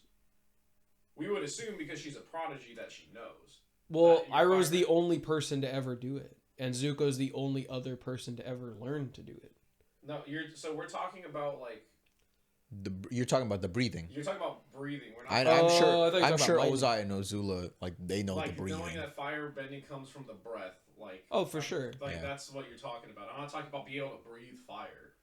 No. But they also say in the show that, or I thought they say in the show, but breathing it out your mouth is not a common trait. It's not common. It's not common. No. Yeah. That's why he got the nickname. There's a level of you can go farther. Do you need to breathe through your mouth? No. Or through your nose? No. But that does show an advancement beyond the rest. Because my thing is, if you gave Azula's time, I think Azula beats Iroh and Ozai relatively handily at her peak. Sure. I would agree. Much similar to how I would give Toph the nod over Boomy. I don't think Toph beats Boomy at the time period that we end off in. I think Boomy would win because of his approach to earthbending.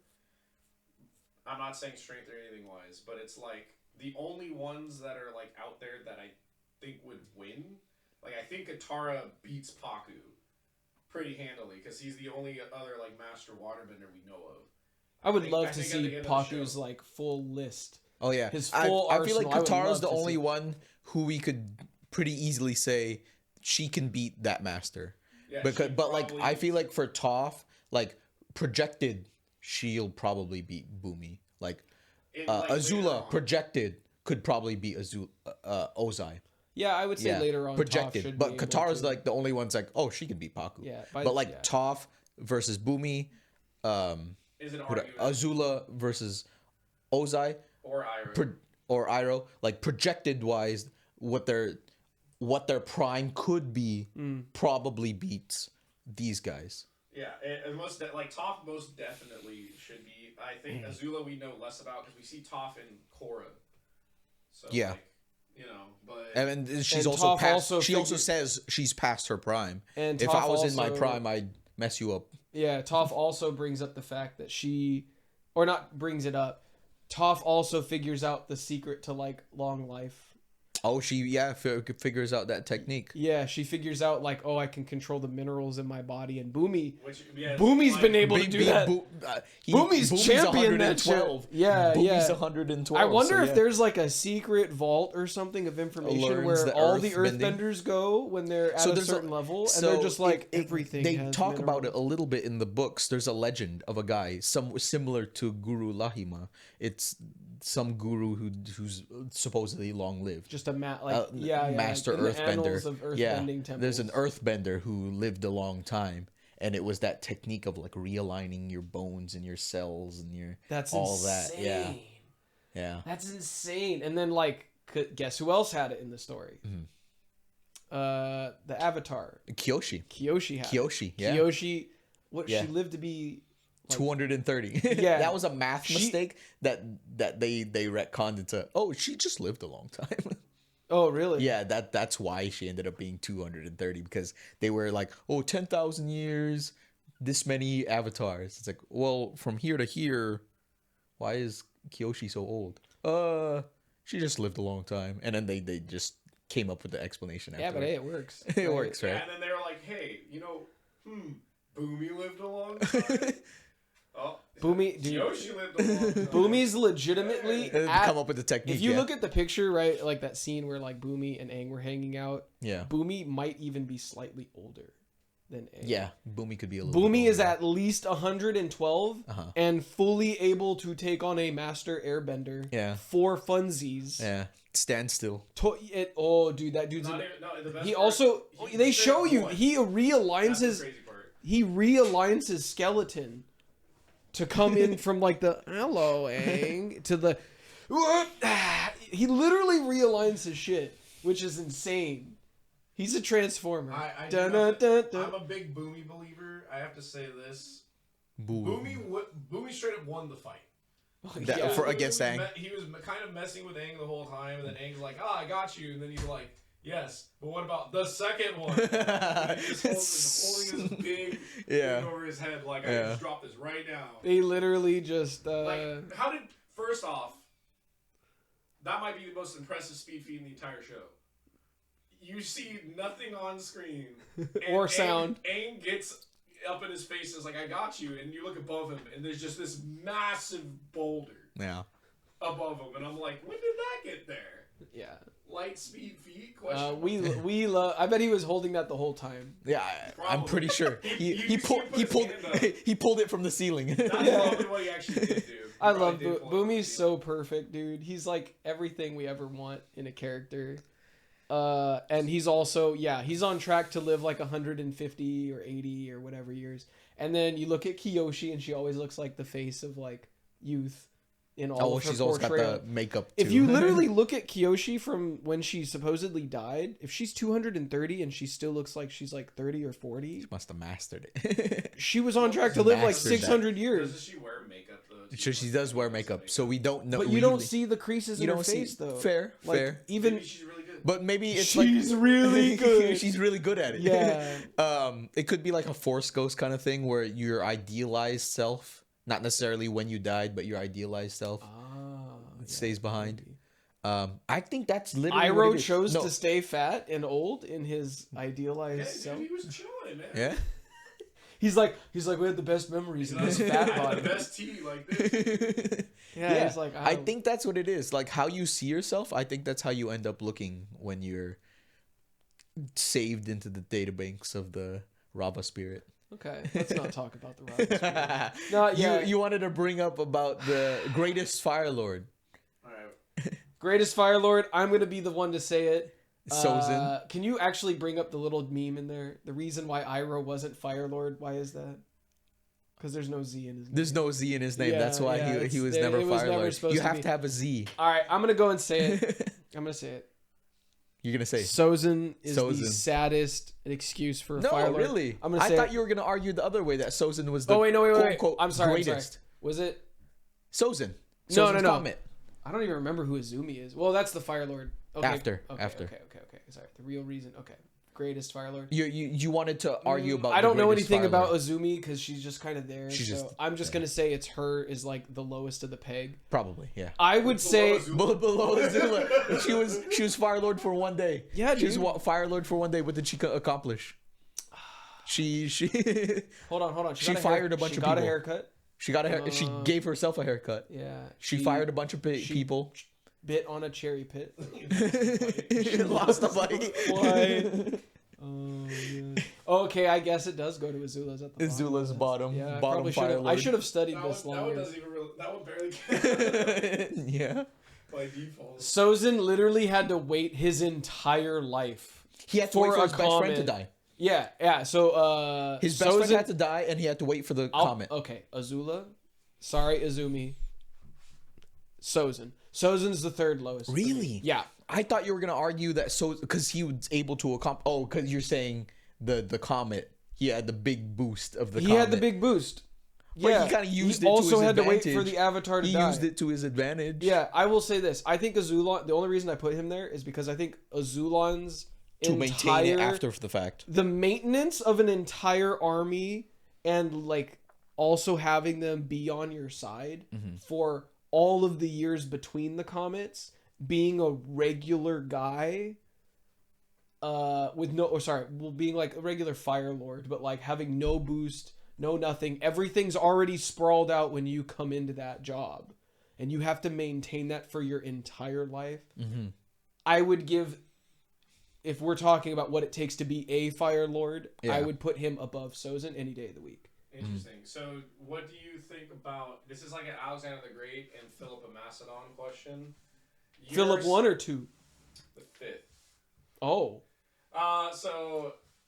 I forgot there was more than 2. So, the question is, it seems like you are maintaining a system that was put in place above building the system. Because it's implied that Sozin's the one that built the military complex and made the plan to launch the war.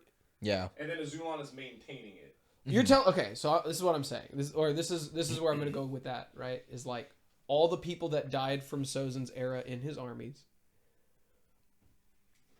Like, they died. And there's new people in those positions, right? Maybe 2 whole generations lived during the no comet era. Mm-hmm. And he had to maintain all of the occupancy, all of the pressure. During the 100-Year War, all of the money to fund it. And also all of the allegiance.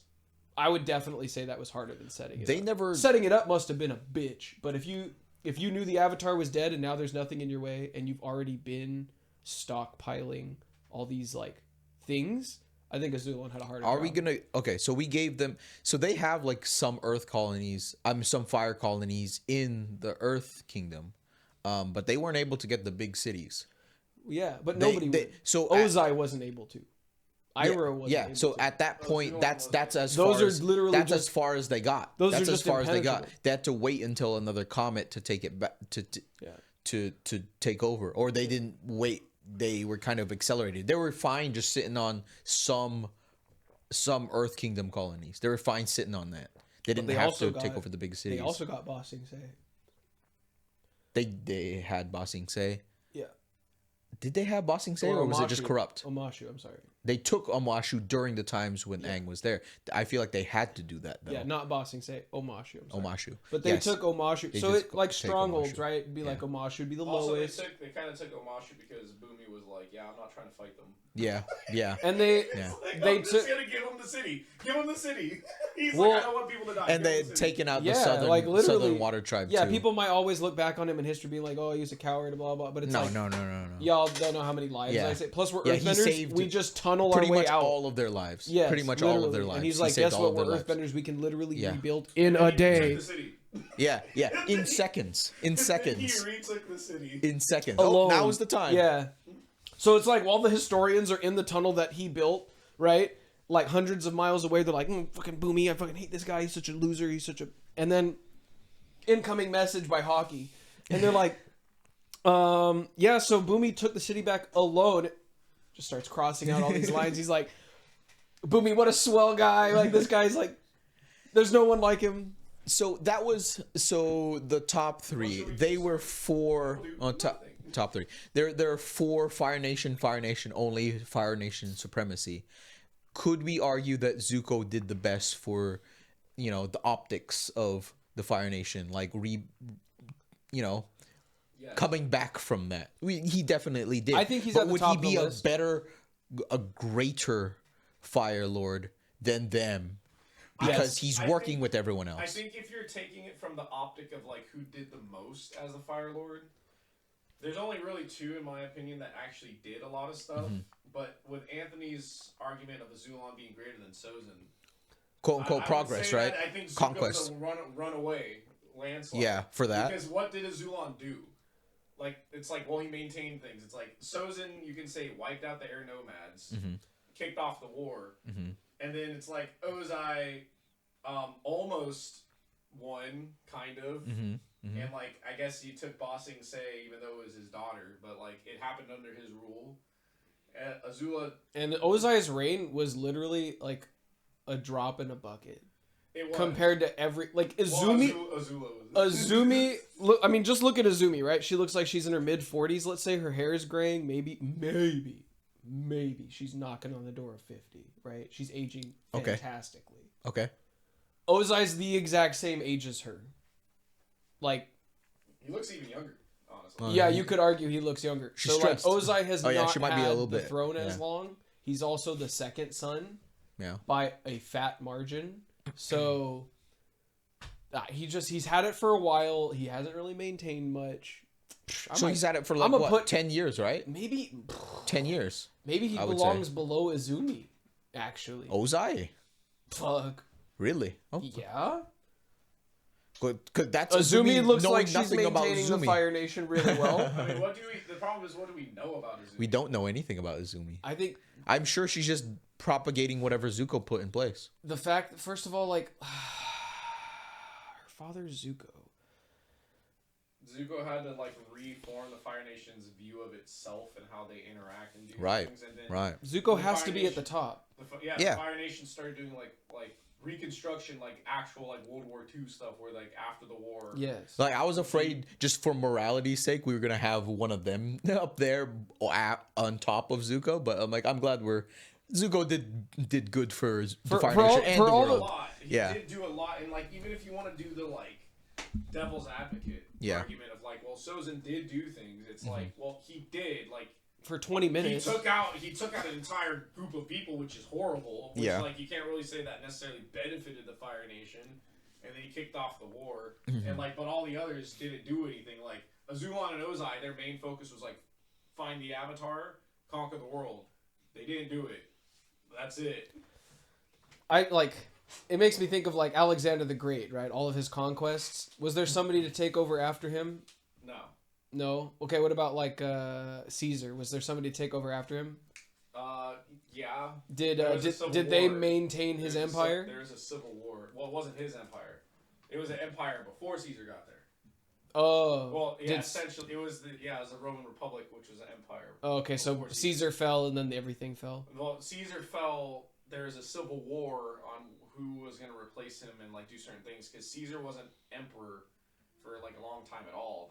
Ozai'd his way in. Senators killed him. Yeah. Well, the senator, right? And then Caesar's cousin ended up fighting like Mark Antony and like Cleopatra. Mark Antony? Yeah, exactly. That's funny. And then once he won, Augustus Caesar took over as emperor, and then like he put in a bunch of reforms and other stuff, similar-ish to what his uncle probably would have done or whatnot. Did he maintain the size of Caesar's empire? That's my question. So, again, saying Caesar's empire is weird because it's just the Roman Empire. Caesar is just the Roman Empire. During the Roman Empire. Augustus maintained it, introduced a bunch of reforms, and then I'm pretty sure it expanded a bit under him. Interesting. So, like, Julius Caesar had a bunch of accomplishments as a general. Yes. Iroh has a bunch of great accomplishments as a general. Also, yes. But, like, the thing is, we don't know what Ozai was doing before he was Firelord. We don't know what Azulon was doing. Well, he was crying at home because he didn't have a big chair to sit in. True. He didn't sit at the head of the table. Like, Azula's accomplishments... To me, Sozin Azula has more accomplishments not as a Fire Lord than literally... her dad? Than all of them except maybe Sozin. And Zuko and Izumi. So any of the ones before her. She has more accomplishments than Azulon and Ozai. Because she took Ba Sing Se. Single-handedly, basically. Took Ba Sing Se. Yeah. On her own. Well, okay, so this is funny that you bring up Iroh, though, with the whole, like, military accomplishments. That, to me, is all Sozin did. He made the right captures, and he played the right moves, and he did the right thing, and then he, like, literally died right after. So he set up the perfect system, and he jaded the right people. And that would have been Azulon. You said Sozin. Did you mean? No. Sozin's the one that started kicking off. But the I feel like it would have been overtaking. Azulon who would have told Iroh to do this, told Ozai to do that. Who told Iroh to tell Ozai? No. Okay, I'm saying like the start of the whole. Sure, but at that point, Sozin's gone and it's Azulon. Right. I'm saying Sozin has those military. We don't know that, though. We don't know if he had plans. Azulon has the achievement. Yeah. Because of Sozin. We don't know if Sozin planned on like, all right, we'll take this one, we'll take that one, we'll take that one. Well, actually, thinking about it, Azulon he only took the Southern Water Tribe. He never took for 100 for the Waterbenders. For 100 years. Still, he took very many of the earthbending colonies, like on all coastal fronts. Yeah. But he never took the 3 main cities. Mm-hmm. Granted, they're all majorly inland, which makes sense, right? So there's no shot he's going to do that, right? It's like they're Russia in the winter. Yeah. That's just how that is. So maybe Azulon does go below the list. Like Azula goes above Azulon. That's interesting. Are we taking body of work before becoming? Because like Alexander the Great was a general in the commander in his father's army before he took over. Yeah. Oh yeah. Like, so he did do some things before even becoming. Yeah. So those accomplishments was before she was Firelord. So. Do we want to count that as part of her being a Fire we Lord? did say as greatest Fire Lord, so she has a great resume, but she's not a Fire Lord. Yeah. So Azula, I think. So in that sense, Azulon would be above. Is Azula actually at the bottom of the list? Still? Yeah. Okay. One day. Sorry, Azula. One you day. still suck, but you're a really good character. Yeah. What's after this? And then wait, so who's at the top? I put in Zuko. Zuko. Oh, okay. Our Zuko, guy. literally, guys, just think about World War II and Japan and how the whole world, like, well, okay, I shouldn't say the whole world. How Japan kind of, like, made amends with America, at least. Almost. Right? So, Oh. this is a good one.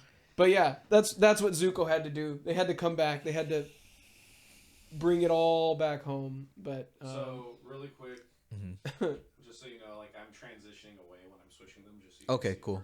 First. Can we also take a minute? I just want to bring this point up so that people at home know. All of the nations in Avatar, the series, are represented by mixtures of cultures. Yeah, they're just not hard all set one. one. Yeah. Yeah. When I grew up, I was like, oh, the architecture for the Fire Nation is like, it's just like, they're just China. Their architecture is Chinese, but their culture is like, it's a mixture. It's like, it's Chinese, Japanese, and I think there's a third one in there. But yeah, it's kind of like industrial Japan. Yeah. In their economy, but it's like architecturally like 1800s China. They have the very sharp, like spiky roofs, which is a Chinese thing. The Japanese ones are usually long, and then they flare at the end just a little bit. But that's like a really interesting aspect. I think we talked about this too. Like the Airbender temples, like the southern temples, is probably more like Tibetan. Yeah. And then the northern ones are like, I don't want to say Mongolian because I know they're north, but like Mongolian, they usually have bigger stature. But like North Chinese, maybe? I'm not super sure because I don't think I know of the distinction. This is where it gets weird. With the different temples. Indo-Chinese, like Buddhist, like... Theravada. Indo-Chinese might be the South Temple then, and Tibetan might be the North Temple. Because like it's like stature. Like Aang's Southern Temple people, like they're stock. Well, I feel like they would be stockier. Was South the male one where Aang was from, and then the North one was the female one? No, or... I think North was also mixed. Oh, so it was West and East that are the female. I don't know actually, but I'm pretty sure those two were mixed. Okay. Yeah, was that? I think he's not from a mixed. We should community. Look that up. Yo. So they're generally kept. Male, Jay, female. Hit us up. Let us know. They're generally kept male, female, and it's not until like certain ceremonies that they. Well, now that you say that, it makes me think that all the southern. Well, there's girls in the shots though of like the southern. There's not. In the show, they mixed it up, but in the Netflix show they mixed it up, but. Not in the show. If that's a detail I never picked up on, that's insane. Yeah. Yeah, maybe the southern one was all men, and maybe the northern too. I think because he visited the Northern Air Temple and he had friends up there, like male friends. Right? Yeah, so I think South and North are male, and West and East are female. Yeah, South is definitively male. Wow. Northern Air Temple. Northern was male.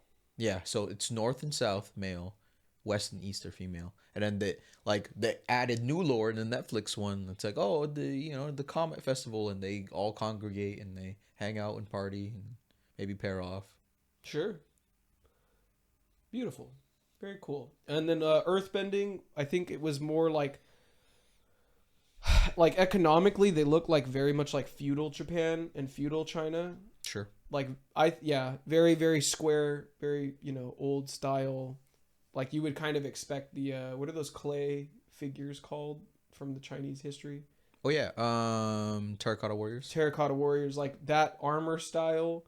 Yeah. That like building style. Well, if you guys are if it's a strong building, it doesn't really need to be any more elaborate than that, right? Exactly. Very practical. Yeah, very practical. But their culture, I would even say, I would argue, is like actually more maybe leaning on the Mongolian side. Maybe. You guys can and speak maybe on that kind more. of the feudal China side, and maybe something else that I'm not super sure of. Yeah, it's interesting to like just conceptualize. Yeah, who's so left? Waterbending, Yeah. Inuit, native. Definitely like Alaskan for the top, or like whatever that region is, including the Asian side. Kamachta? Yeah. Kamachta? Or something like that? Yeah. Is Inuit the right word, or is that different? I don't know if they use that. Is that a tribe? Yeah. It's one tribe, I think. Gotcha. Yeah. And then what's the southern? Like, what's the southern? Well, we don't have a southern. North versus south. We don't have a southern cold indigenous culture, do we? No. I mean, they're both essentially the same. Yeah. Yeah. Like, I think They're just the different, only thing you progressed can argue is technology-wise. The northern ones, if you kind of look how they're drawn, although I think that maybe it's like due to inconsistencies in the art. It seemed like the southern ones were darker a little bit, but I don't think that is really it's indicative of anything. There was more light in the south. Well, we only saw a couple episodes down there. In the north, there was a lot of night shots, but that's just because they were emphasizing things at night. You know, these are little things, kind of fun to talk about, though. Yeah. So overall, ending the ranking for the Firelord. So what? Zuko's at the top. Who's Zuko? Who's the sandwich in between?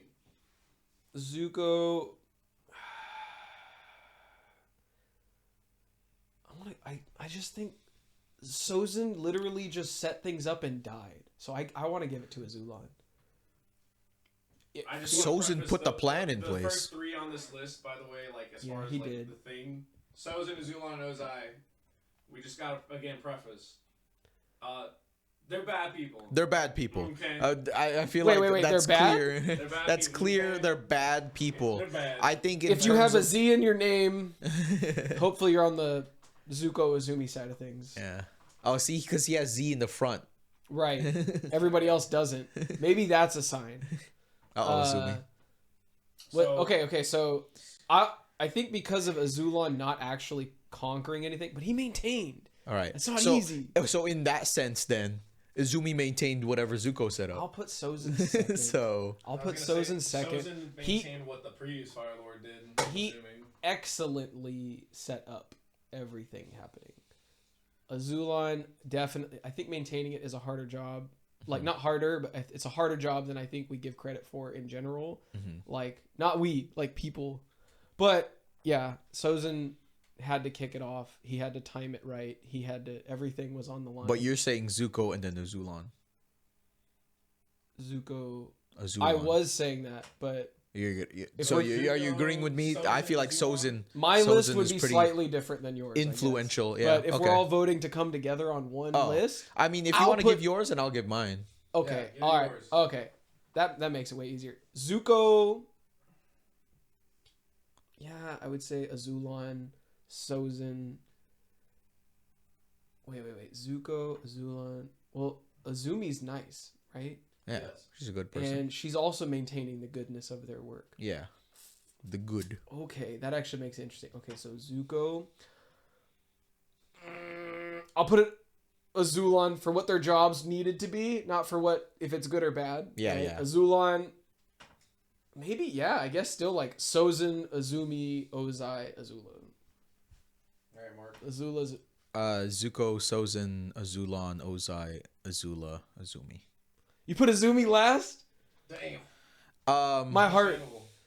Oh, did I put Azumi You last? put Azumi last. I was just reading out their names. Switch Azumi and Azula. Azula, one day. You think one day. Azumi's worse than Ozai? Not worse. Like, I meant she did her job I worse. don't know what she did. She just maintained what Zuko did. I think that's an easy setup. If I were Zuko, I would say, hey, just talk to the other nations. That's it.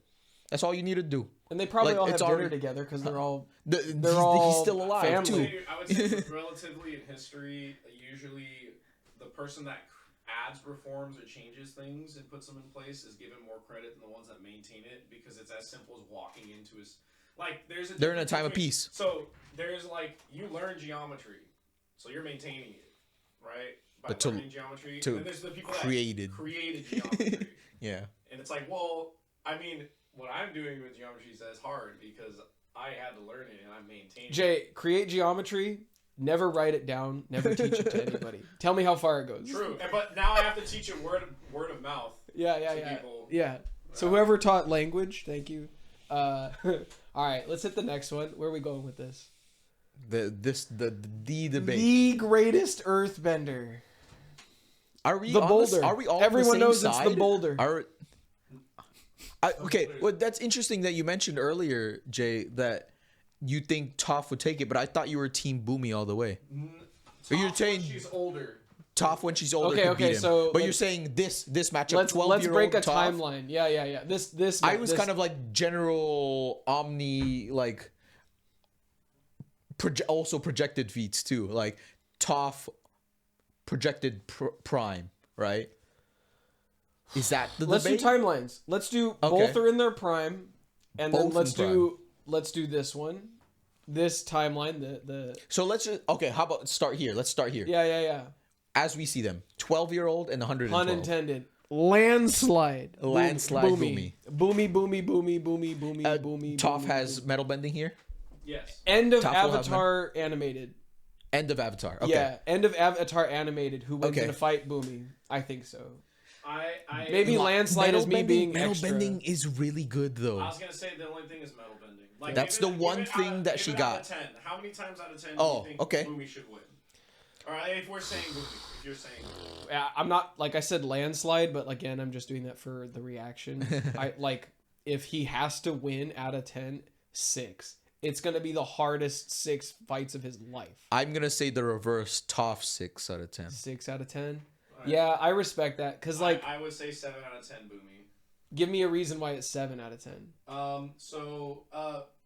Fun fact: the only thing Toph has on him is actually just metal bending. Yeah, fair. And not to mention that Sand bending. I understand. No, sand bending is the only reason she had an issue with it is because she couldn't see it before. On it. She got better at it. Everyone can sand bend. There's sandbenders literally just that live out in the desert. And then she was able to master it afterward. To do with, well, I don't know if Boomy knows how to. Well, I know he can respond to any of that, but I just don't know if he actually spent we just time. assume that he can do that. Okay, never mind. A lot of Earthbenders he can sink into the ground and elevator. He can sand bend. He never mind. Almost liquefies. Sorry, I'm a dummy face. Yeah. He can. What's it called? What's that? Quicksand. Yeah. He can quicksand bend. Yeah. I don't know where the water came from, but it's a joke. I know. It's just sand. He can turn sand into stone, elevator up, and then turn it back into sand, come out of it. Yeah. And he's the one amazing. He's done more stuff like that than Toph. Toph has never done anything like that. Yeah. And then another thing on top of that is on top of that. Yeah, on top of that. So again, sand is just earth.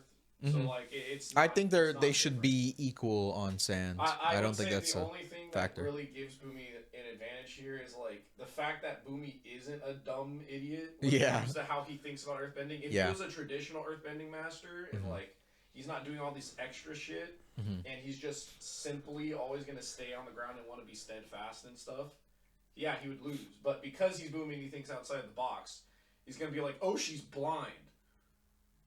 Let me use that. And take advantage of the fact that she's blind. And just hovers the whole fight. She loses in the comics to a not Boomy level master. Fair. Girl yeah, for that's blind. true. Because that's she true. was just jumping in the air all the time and hitting her from the air. You know what? That's a good point. I will reverse. I will agree with you for 7 out of 10. That's my only reason, because it's if she's losing to a girl, even in one random fight. Yeah. And it's taking advantage of the fact that she's jumping in the air and then launching stuff at her from the air, which makes me go, I don't think she can sense stuff that's in the air because she lost the fight that way. Do you know if Toph limited herself to not use metal bending against her? It was like a purely earthbender versus I think it was purely earth. earthbender. Yeah. Yeah, so, I don't. A lot of fights in a lot of the, well, just in a lot of everything, all kinds of shows, mix. They will kind of fight unless fair. it's to the death. It's not all. They will. Out. Yeah, they'll Boomy also and fight Toph fair. Both also, Toph didn't use metal bending in their little sparring match they had. But the thing about Boomy, I would give him this is he displays that he can just he fights the Fire Nation and they use metal like tanks And they got and the little stuff, hooks and stuff. like, Yeah, I can imagine him just pulling up a boulder, Yeah. catching all the metal. yeah, so like Getting it off metal balance. bending's great and all, but it's actually way better against all the other elements than it is against Earth. Yeah. It's just like, when do you need to measure, like, 'Cause Boomy just when will stands on density that matter coffin in the with fight? Earth, like it. I could see Toph doing something with metal where, like, it has the whole Master Paku effect where, you know, like, oh, I'm gonna bring a pillar of water, turn it into ice, and throw Toph could discs. probably surprise him. Yeah, a she would be little like, bit, I'm gonna throw sure. this metal disc at you, and then you'll see it. Like, I just get the snapshot of The same Boomy thing. seeing like the same thing. yeah, They're like just the whoa. reskin. Yeah. That would be such a perfect thing, right? She just like takes her like matchmaking belt off the floor or something, like uses the metal, throws it at him, and he just goes like, that would be so perfect. If you notice the way Toph kind of fights in Korra, for example, though, it reminds me more of Boomy. Because she's just kind of like nonchalantly like moving around and dodging stuff and like moving to the side. I like just, that. Like not taking it as seriously. And it's like Toph in fights at this age when she's like actually fighting people, she's taking a more like direct stance a lot of the times, and she's more of a Stonewall. But as she got older, it seemed like she loosened up a bit, especially because she like. It's all in the hips. Yeah, she perfected the whole, like, they started keeping metal on their bodies and stuff, so I imagine she thought more outside of the box for I'm pretty sure she's like covered in it under her clothes. Like, so like, why wouldn't she? She's got her armor on. At this stage, I wouldn't say that she would win, but we've never seen Toph in her, like, prime. So I would argue that this is probably Boomy's prime. Really? Okay. Yes. Because, like, if you take about wisdom, he's clearly not physically being restricted by his body by at his all. age, sure. Because, again, he has the whole... I would say Earthbender Boomy at, long like, life thing, 80 might be his prime. I mean, If he's been this wacky his entire life, and also the Emperor for this long, then he should be fine. What is Iroh's prime, then, with that logic? Would you say that Iroh, after he works out a bunch, and... like, I might put him at prime there. Like, well, would you say after that Iroh, working out, when he was younger as a general before he met the dragons, is stronger? Physical prime, definitely before he was a general. But, like, firebending prowess, it had to be after he was, like, out. 50 or 60. That's why I would say Boomy here. Like, basically is in his prime. Because it's the same argument with basketball players where, like, your physical prime is supposed to be when you're, like, 26, 28-ish. Yeah. But, like, people like LeBron and stuff, like, LeBron, people will argue that him at 33, 34 was the best for LeBron. Because they're like, he still had basically a lot of his physicality to him. But he was just a better player overall. Yeah. So it's... Yeah, it is one of those. So projected prime for Toph. Does she take more fights? Oh, dude. I would say Bruh. for like probably 9 out of 10. I'm sure just the fact that she knows Boomy at all by the end of the Avatar series. Yeah. Like, you give her 15 years maybe. Yeah. Any stage of life for Boomy. Yeah, I would at least 6 or 7 out of 10. At least 6 or 7. Okay, I would say 9 out of 10 if you remove metal bending. Because if we're assuming metal bending is just really strong. If we assume metal bending, and we assume that Boomy doesn't even bother to learn metal bending, if he can, he's still alive, right? Like, then I would be like, maybe I give him benefit of the doubt, say 8 out of 10. But like Toph wins pretty convincingly just based off of feats. We don't know. We just know lore. Right. Yeah. But yeah. That was a fun slide to make. I'm not gonna lie. The It's colors, really good. It like looks it was. good. It's just a very nice... like it's very nice to look at. Yeah. Me and Mark sat up late on Thursday getting it all done. It was nice. So okay, now I'm thinking about Elder versus Elder. I think Boomy takes it back again, right? No, I don't know. Like, it's weird. Toph has all of the acumen that he has, and I would say the only thing Toph still might never have on Boomy is his creative outlet. And I'm not gonna say that makes him win, but she's done things with all the other, like with metal. She's done things with her own strategy. And she's at the like complete life of having one less sense. It's like I might even say 5 of 5. Like, Elder no, sorry. I just don't know what I would even gauge. Like, her ability to do things should be so elevated it's incomparable. But like, Boomy also is extremely creative. I would love to see how he would respond to metal and if he could just make it like a dud. Just remember they have energy fields. Yeah. Now, confirmed that that's a thing. Oh yeah, we talked about this. Yeah. So you can throw a rock at somebody, and we could both control the same rock, and we're just whoever is stronger is. Yeah, that to me makes the most sense. You never Yeah. had to tell me that. Yeah. Yeah. So. So I know we have Legend of Korra. We have a few things. We just. Do we wanna wrap up soon? Do we? Yeah. We go to the. We don't have to we don't have to skip everything, but like let's do. Or it we quick. could pick it up Yeah, again. yeah. Or do you want to get it done? Actually, by yeah, we 30? could. Do you think we should pick it up another day? Or get it done by 30. I mean, yeah, we can get into Legend of Korra, and then there's the tier list. So Okay. yeah, we like Avatar. We really like Avatar. We could literally talk about it for Yeah, hours. this is 3 hours now. Yeah. Or something. Yeah. Or 2.5 2 hours. Yeah. 2 hours. That's Two insane. hour at 2 Yeah. hours. Do we wanna end with that greatest? No, because that's not until later, right? How do we wanna cap this one off? Or are we just gonna stop it there with the greatest Earthbenders? I think we should stop it there with the greatest Earthbenders. Yeah. Yeah. Adulting, everybody, when you have crazy schedules and you're trying to make it work. But this shit is way too fun to not do. So Greatest Earthbender. greatest Earthbender. Who is it? Tell me who the greatest Earthbender is. Greatest. Kyoshi. Kyoshi. I was gonna say that. Take away Kyoshi's other stuff. Actually, Earthbending only. Wait, who's the name of the guy from the Kyoshi novels? I'm trying to remember. Lauga. Yeah. Lauga. Wait, what was his thing? I remember something about that guy. That's him. That's the guy, right? Oh that's no! Greatest Earthbender. What am I saying? It's Roku. Remember when he bends that lava? Yeah. Yeah. Toph can't lava bend. He definitely bended that lava. He did. Yeah. He literally did. That was before it was No. reclassified as If I had to say, Wait, no, are you talking about the opening credits? No, there's- Opening? yeah, didn't he? No, Jafar Vatar did that. Sito. Sito. That was the one that did Whoa. the opening. Dude, if they showed These in the opening names. card, if they showed in the opening card that it was Roku that bended 3 volcanoes worth of lava, and then he died to two volcanoes, I would have been like, It got too smoky for him. He was old. Yeah. Sozin just broke his heart. if they showed that it was Roku and then that happened, I would have been pissed. Jay would have never watched any of them. All right, so greatest Earthbender of those, Between Toph of and the Boomy. two. Yeah. I would say if we're talking in the comics, Probably got That girl. Yoshi or Lauga. Lauga. Well, between the two, I'd probably give it to Toph because she took Earthbending Toph. to a place that it had never seen. I think I would agree Toph. And I'm Boomy's a pretty great sure guy. even if she Toph, could never magma bend or lava bend, I'm pretty sure she'd have a response, and I'm pretty sure she would understand it. It's just an inability. Yeah. So it's like, hey, Katara, firebend for me. Well, she knows how to manipulate energy, and she knows how to like breathe. Right. And she's already a master at a fighting form. Mm-hmm. It's just she literally can't produce it. So I would give it to Toph. You give her enough time with Boomy, and I think she solves Boomy.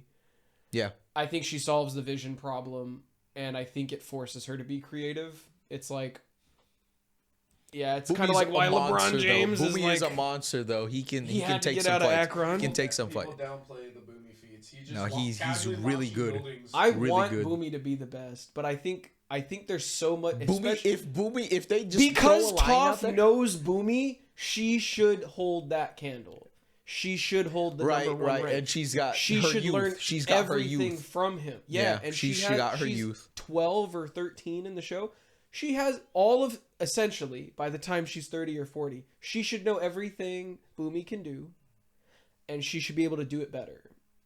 Or at least as good. And then she can metal bend, which is something Boomy chooses not to do, or maybe he never I don't think wants he can. But Let's say he could can be, and he chooses There not could be a to. genetic thing. Whatever. Like they just can't metal bend. Maybe or he you can can't. lava- benders than there are lava benders. Lava bending seems like it's more of an inherent trait. Yeah, but, okay. Like the metal bending seems like if you try hard enough and you're strong enough, you could probably. I think there are also some who are just attuned to it, and some that are just not attuned to it.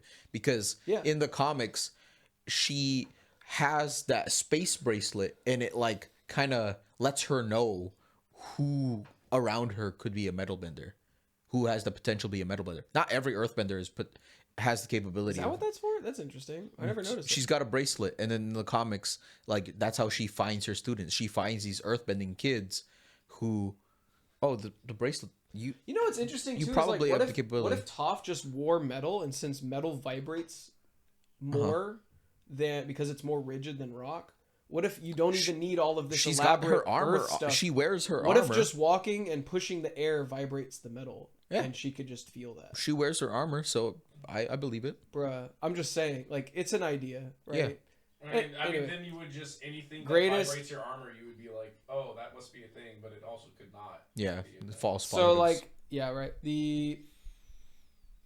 I think if you end of life, Toph should just completely devastate Boomy. End of Avatar, Boomy would take Toph to a very, very unappealing dinner.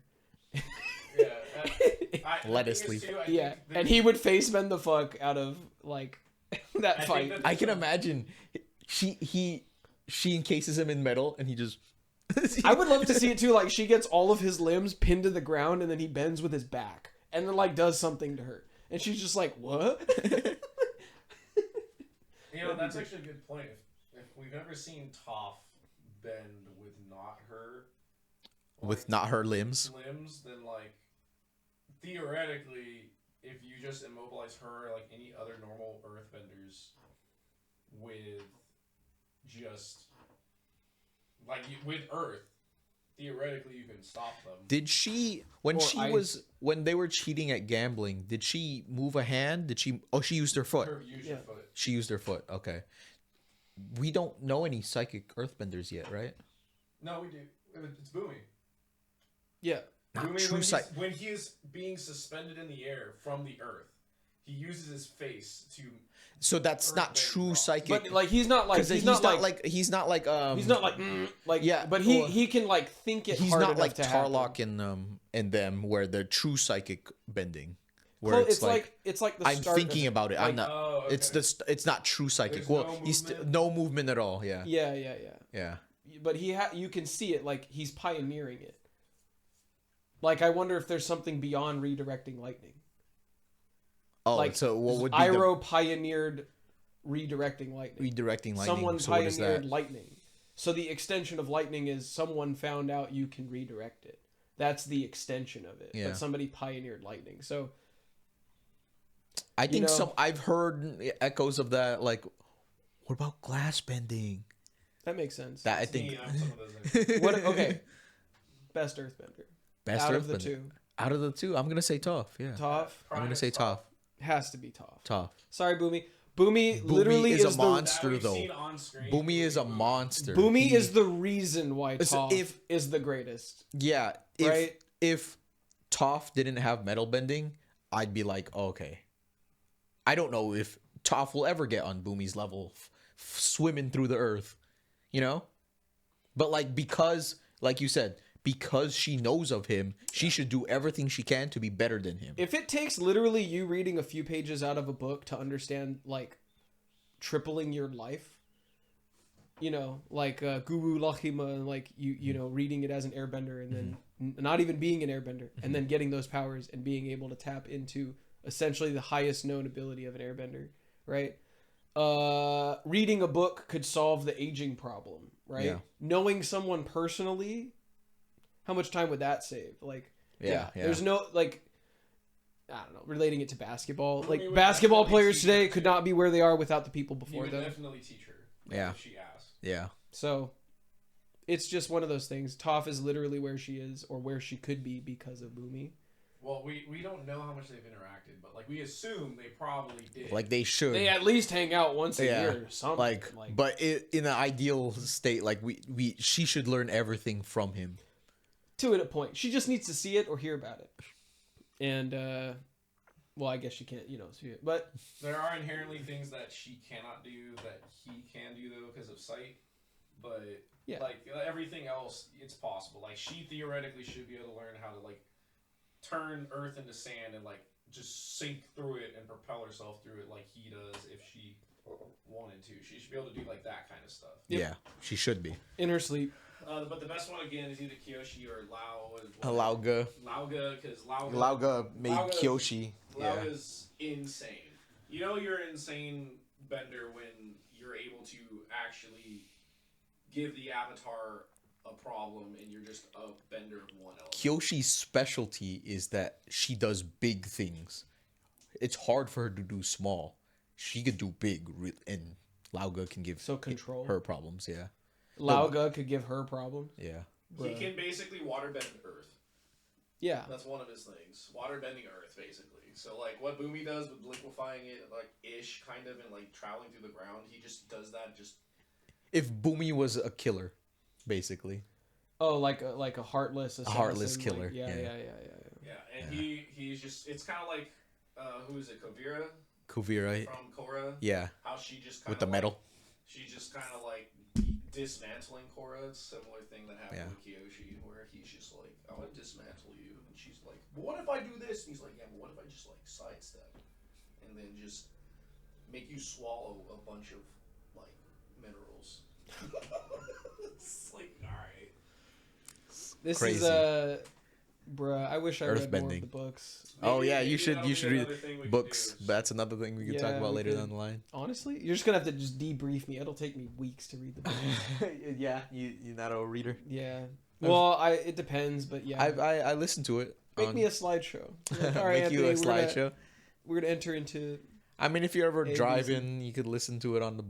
Oh, listen to the book. Yeah. What am I saying? Yeah, that's a thing. All right. Well, I think that's gonna conclude today's episode.